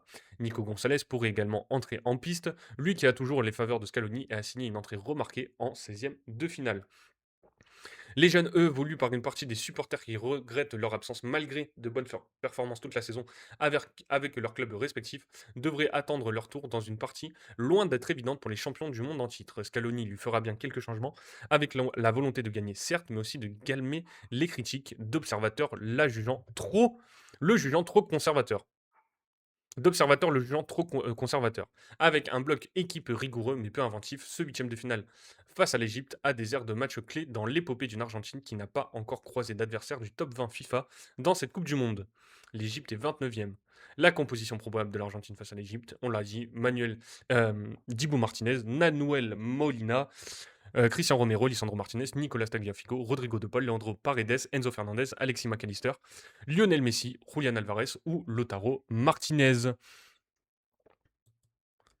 Voilà, on avait un dernier article. Alors, il nous reste combien de temps? Une vingtaine de minutes? Ouais, on a le temps. Un dernier article concernant cette équipe d'Argentine. Donc, on va voir les changements tactiques, mais il y en a un qui est sûr de jouer avec Lionel Messi, évidemment. C'est bien Lisandro Martinez qui est devenu indispensable pour l'Argentine de Scaloni. C'est un article d'Antonio Moschella pour Flashcore. Après avoir envisagé de prendre sa retraite, le défenseur central de Manchester United est arrivé à la Coupe du Monde avec la bonne dose d'enthousiasme. Cet état d'esprit lui a permis de dépasser Otamendi dans la hiérarchie et de jouer un rôle décisif lors de la victoire contre le Cap-Vert. J'ai pensé à arrêter, je ne supportais plus la douleur, des mots signés Lisandro Martinez, véritable héros de la qualification de l'Argentine pour les huitièmes de finale. Car face au Cap-Vert, il a offert un but à Lionel Messi avant de marquer lui-même pour porter le score à 2-1. Un rêve pour un défenseur central, surtout quand on sait qu'il est arrivé à la Coupe du Monde avec plus de doutes que de certitudes. Il faut rappeler que le 3 février 2025, il a subi une rupture du ligament antérieur du genou gauche et après une longue rééducation auprès des spécialistes de Manchester United, il a retrouvé les terrains 292 jours plus tard. Avec les Red Devils, la saison dernière, il a également connu une blessure au mollet et une suspension qui l'ont empêché d'enchaîner les matchs. Alors là, c'est les stats de Lisandro Martinez contre le Cap-Vert. 98% de passes réussies. Alors, carries, j'avoue, je ne sais pas ce que c'est. Carries. Ah, 74 courses. 21 passes dans le dernier tiers, 6 dégagements, 4 récupérations de balles, 5 courses progressives. Il n'a été dribblé 0 fois, 1 but, une passe décisive. Ah, sacré match quand même, hein, dans les stats, j'avoue que il a fait quand même un sacré match. Pourtant, une fois assuré de figurer parmi les joueurs retenus par Lionel Scaloni, le joueur de 28 ans, originaire de Gualeguay, a répondu présent, soutenu aussi par sa famille. Il faut aussi préciser qu'il a débuté les 3 derniers matchs de Première Ligue, et pour un Argentin, il n'existe pas d'amour plus fort que celui porté à la sélection nationale, surtout après de longues années passées en Europe. D'un rôle de doublure à celui de Factor X. Avec Christian Romero titulaire indiscutable en défense centrale, l'autre place se jouait entre Licha et Nicolas Otamendi. Vétéran au palmarès bien garni, pourtant, contrairement aux attentes du début de Coupe du Monde, Lionel Scaloni a fait preuve de flexibilité tactique en reléguant le défenseur de Benfica sur le banc pour donner sa chance aux joueurs de United. Ce choix visait à conserver davantage le ballon et surtout à disposer d'un défenseur gaucher capable de fluidifier la relance depuis l'arrière. Mais personne n'imaginait l'impact qu'il aurait sur le jeu et la cohésion du groupe. Pouvoir relancer proprement avec un défenseur gaucher a offert à l'Abysse Céleste plus de vitesse et de clarté dans la circulation du ballon. Toujours reconnu pour sa capacité à trouver des passes efficaces, le défenseur central s'est toujours appuyé sur sa vision et son sens de l'anticipation, d'autant plus que sa taille n'est pas des plus imposantes. Donc ça, c'est les stats de Lisandro Martinez sur les 3 apparitions. Une passe D, un but, 10 récupérations, une assist. Alors, une passe clé, pardon, et 2 interceptions. Mais attends, mais c'était sur quoi ça? Bref. On fait pas attention à ces stats, on les a pas comprises. Rock'n'roll et engagement politique. Désormais, à l'approche du match contre l'Égypte, Licha est prêt à poursuivre son aventure mondiale en tant que protagoniste. Comparé à Emiliano et Lautaro, il est le Martinez le moins médiatisé, mais en un seul match, il a dépassé l'attaquant de l'Inter en statistiques offensives sur cette Coupe du Monde. Après tout, avec son esprit de guerrier, c'était attendu, voire plus. Licha est connu dans son pays non seulement pour son amour du maillot, mais aussi pour son engagement politique et social. Il s'est aussi illustré dans la défense de la mémoire historique. Chaque 24 mars, date anniversaire du coup d'État de 1976 en Argentine, il soutient publiquement les marches populaires du souvenir. Même jeune footballeur, il a affiché son soutien aux campagnes menées par les maires de la place de Mai, qui depuis la Coupe du Monde 1978 défilent devant la Casa Rosada avec un foulard blanc pour dénoncer la disparition de leur enfant. Tragiquement connu plus tard sous le nom de Desaparecidos. Homenaje por este motivo, homenaje al Indio Solari en el festejo des gols de Licha Martinez. Ah, il y a une musique carrément à lui.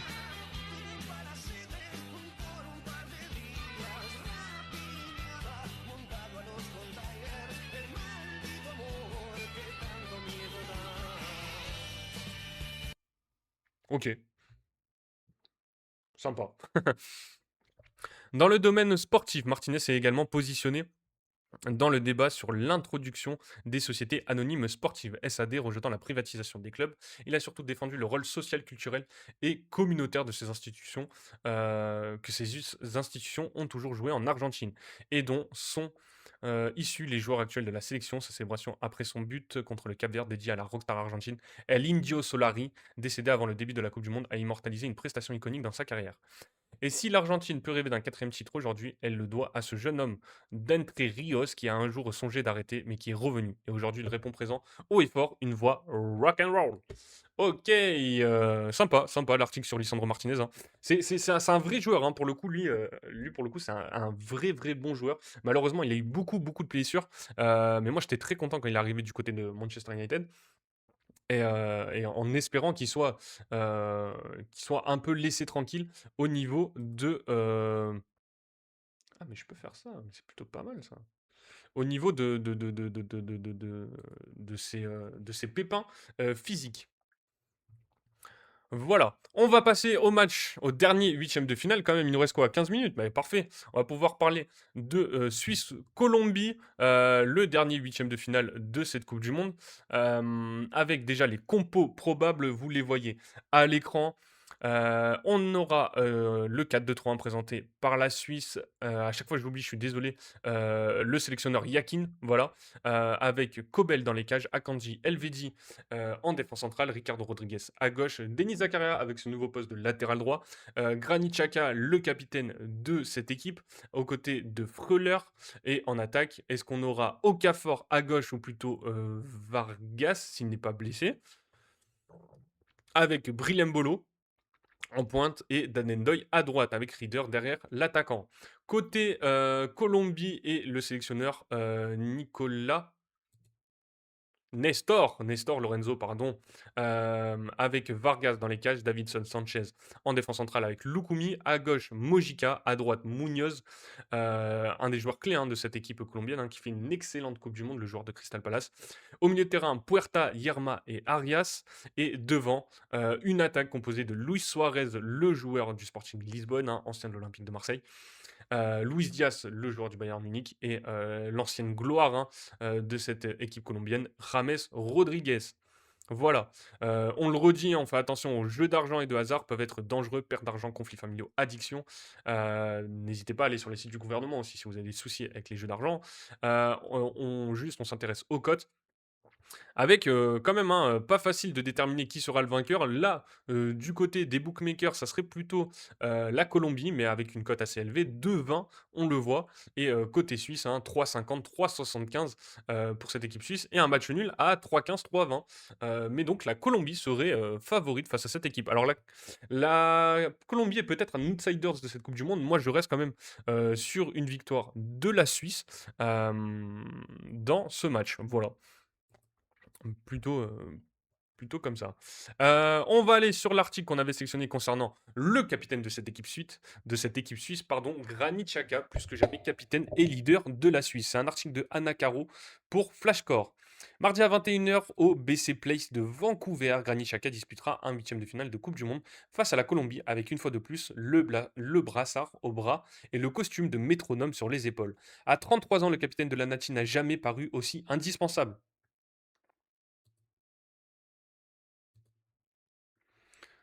Ni aussi statistiquement dominant, pardon. Le chiffre parle de lui-même avec 63 passes brisant les lignes adverses. Granit Xhaka partage la première place du classement des milieux de terrain les plus prolifiques du tournoi dans cet exercice à égalité avec l'Espagnol Rodri. Une donnée qui résume mieux que n'importe quel discours ce qu'il apporte au jeu suisse. La capacité à faire sauter au rang de pression d'une seule passe à ouvrir le jeu vers Endoy, Vargas ou Manzambi. C'est vrai que dans la compo probable, il n'y avait pas de Junior Manzambi, Johan Manzambi, pardon, alors qu'il normalement il devrait être titulaire, plutôt à la place de Endoy, voire de Reader. À voir, hein, cette composition probable de la Suisse, j'en suis pas totalement convaincu du coup. Ah, c'est parce que Manzambi est incertain, Vargas aussi, d'accord. Pardon, je n'avais pas fait attention.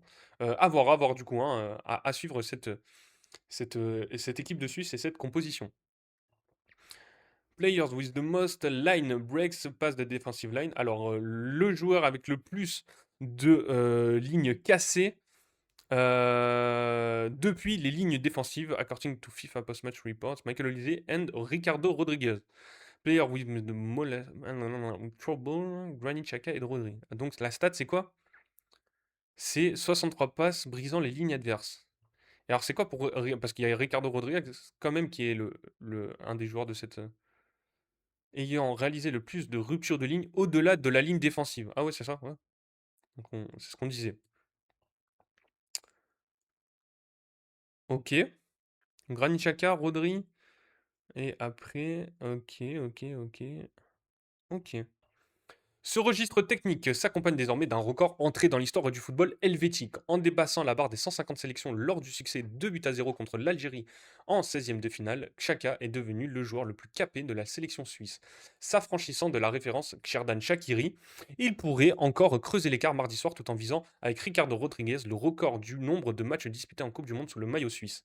D'un statut contesté à celui de bras droit de Yakin, donc c'est le sélectionneur, hein. Il n'a pourtant pas toujours semblé évident que le milieu de terrain atteigne un tel statut. Depuis ses débuts avec la Nati en juin 2011, Granit Xhaka a souvent partagé supporters et médias par son style direct, parfois provocateur. Plus de 15 ans après, il reste encore aujourd'hui une cible privilégiée des critiques après le match nul frustrant concédé face au Qatar en ouverture de cette Coupe du Monde. Le tabloïd Blick était allé jusqu'à évoquer un climat toxique instauré par le capitaine au sein du groupe. Le milieu a reconnu que ce genre d'article était aussi un peu provoqué de ma part. Il a tout de même estimé qu'on pouvait simplement ressentir de la fierté pour un joueur qui a disputé autant de matchs avec ce maillot pour ce pays. La réponse, comme souvent chez lui, s'est faite sur le terrain lors de la victoire 4-1 contre la Bosnie-Herzégovine. Il avait célébré son but par un geste moqueur adressé à ses détracteurs, puis face à l'Algérie en 16e de finale. Il est devenu le premier joueur suisse à franchir la barre des 150 réalisations sous les acclamations de tout un stade. Pour Xhaka, c'est un privilège d'avoir représenté aussi souvent le pays où j'ai grandi, où je suis né, qui m'a tant donné à moi et à ma famille. Vivre avec la critique reste de son propre aveu une épreuve qui ne laisse jamais totalement indifférent. Chacun a reconnu que faire face en permanence aux critiques n'est pas toujours facile. Je mentirais si je disais que ça entre par une oreille et ça sort par l'autre. Ça fait mal car il y a des choses que je ne comprends pas, a-t-il confié. Il a supposé qu'il avait peut-être besoin d'un peu de ça, de ses provocations, de ses avis extérieurs. Avant de conclure en soulignant que le plus important était que l'équipe est derrière moi, que l'entraîneur est derrière moi. Murat Yakin ne s'en cache plus. Le sélectionneur a fait de Xhaka son interlocuteur le plus important, avec celui avec qui il peut tout aborder, même les sujets inconfortables. Dans un dialogue qui juge parfois productif et constructif, après le match nul frustrant concédé face à l'Australie en préparation du mondial, où Xhaka n'avait pas mâché ses mots sur le niveau d'engagement de son équipe. Le sélectionneur avait tenu à défendre et à décrire son numéro 6. Ce n'était pas facile pour Granit, il est le capitaine et il prend ses responsabilités. Il était le chef d'orchestre sur le terrain, exactement ce que l'on connaît de lui. Il est clair qu'il y a eu une avalanche de critiques après ce match nul, mais c'est ce qui rend d'autant plus beau et important le fait qu'il ait ensuite mené l'équipe à la victoire. Une manière pour Yakin de rappeler que la fonction de Xhaka dépasse largement celle d'un simple milieu récupérateur. Il est le chef d'orchestre, celui qui absorbe la pression et la retransforme en résultat. Le technicien avait résumé un peu plus tôt dans le tournoi ce que représentait son capitaine avec une formule tout aussi parlante. On ne s'ennuie jamais avec Granit. Il vise la perfection et veut gagner chaque match. Cette relation de confiance totale s'est retrouvée sur le terrain lors des 3 premiers matchs de groupe, tous invaincus, puis lors de l'élimination de l'Algérie, où chacun avait salué la maturité collective de son équipe et la solidité défensive retrouvée après 3 rencontres, marquées par un but encaissé à chaque fois. Un quatrième mondial abordé avec sérénité. Avant même le coup d'envoi du tournoi, Xhaka avait accordé un entretien à la FIFA dans lequel il évoquait avec la lucidité qui le caractérise ce que représente pour lui cette quatrième participation consécutive à une Coupe du Monde. Après le Brésil 2014, la Russie 2018 et le Qatar 2022, j'ai eu la chance et le privilège de jouer aux côtés de footballeurs exceptionnels, confiait-il, ajoutant: j'ai représenté un pays qui a réussi beaucoup de choses sur la scène internationale ces dernières années. Ce n'est pas donné à tout le monde et se qualifier à chaque fois pour le mondial de se qualifier à chaque fois pour le mondial. Le milieu de terrain s'était aussi replongé dans ses souvenirs américains d'il y a 10 ans lorsqu'il avait disputé ses tout premiers matchs sous le maillot d'Arsenal du côté de San Francisco et de Los Angeles, deux villes que la Nati a justement retrouvées lors de cette Coupe du Monde. Je m'en souviens très bien, c'était une expérience très positive pour moi.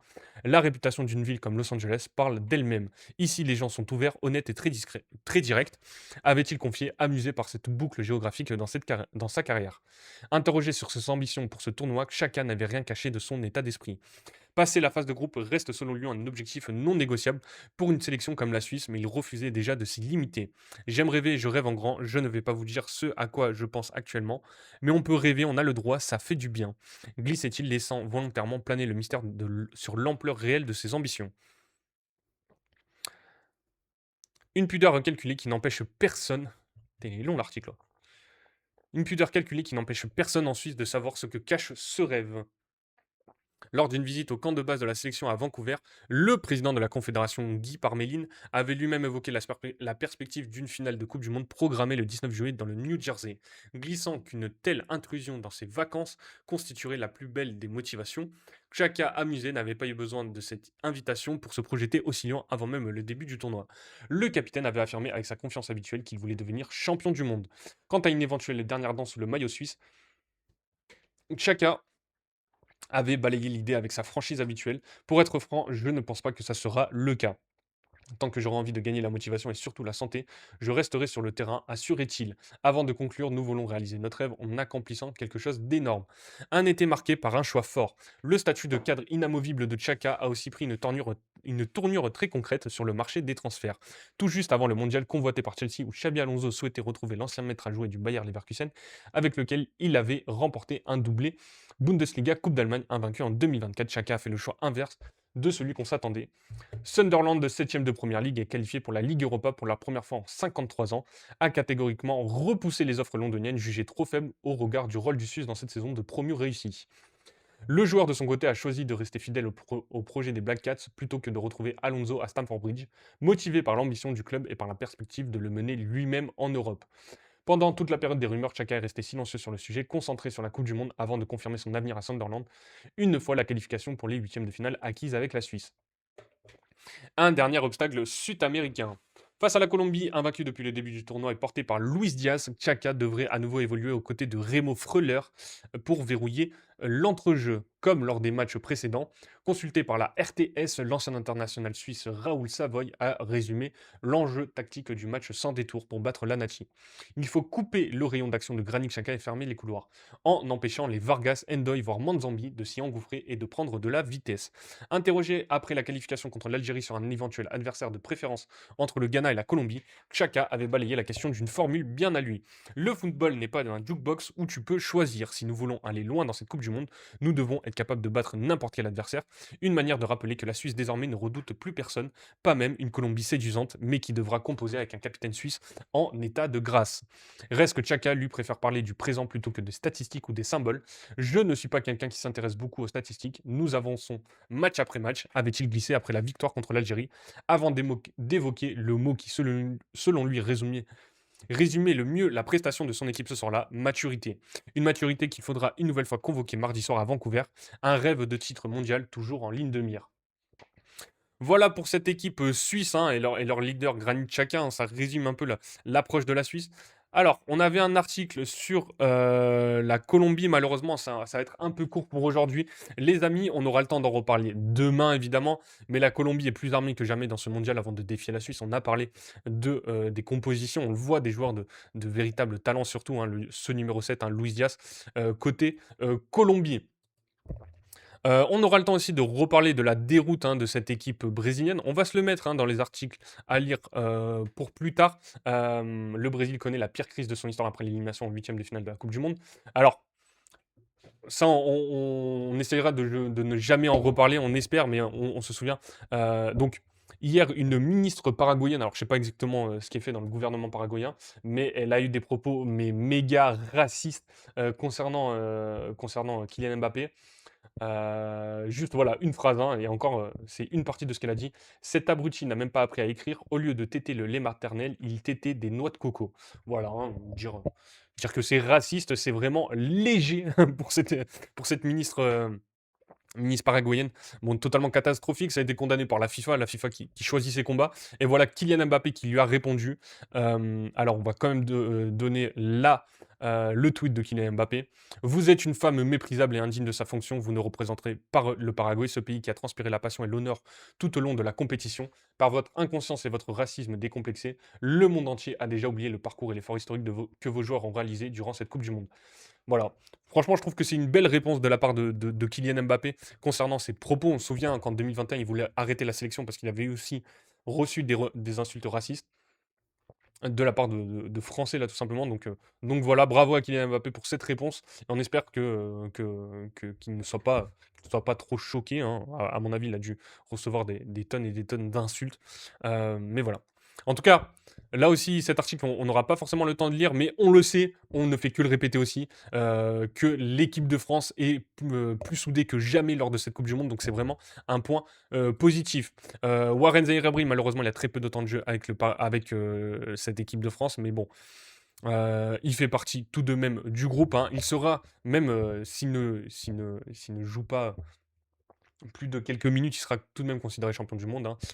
Donc il n'y a pas de souci avec ça. Malheureusement, il y a des joueurs au-dessus qui ont un statut au-dessus dans cette équipe de France. Et je trouve ça plutôt logique qu'il ne joue pas énormément dans cette Coupe du Monde, même si j'adore le joueur.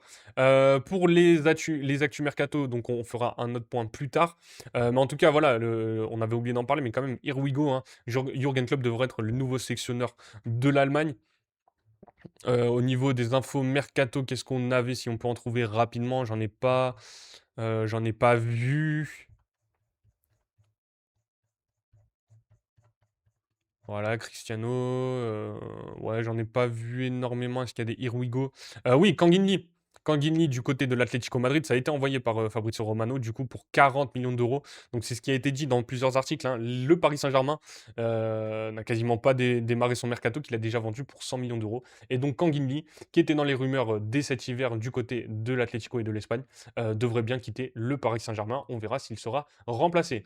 Et l'info Ligue 1, c'est que Corentin Tolisso prolonge de 2 ans avec Lyon. Alors, il aura sûrement une baisse de salaire. Je ne sais pas si c'est dit dans l'article. Pas l'impression, mais en tout cas, le capitaine lyonnais, hein, on parlait de lui hein, pour qu'il intègre le groupe de l'équipe de France pour cette Coupe du Monde. Finalement, ça n'a pas été le cas, mais qui devrait continuer d'intégrer les jeunes pousses de la formation lyonnaise.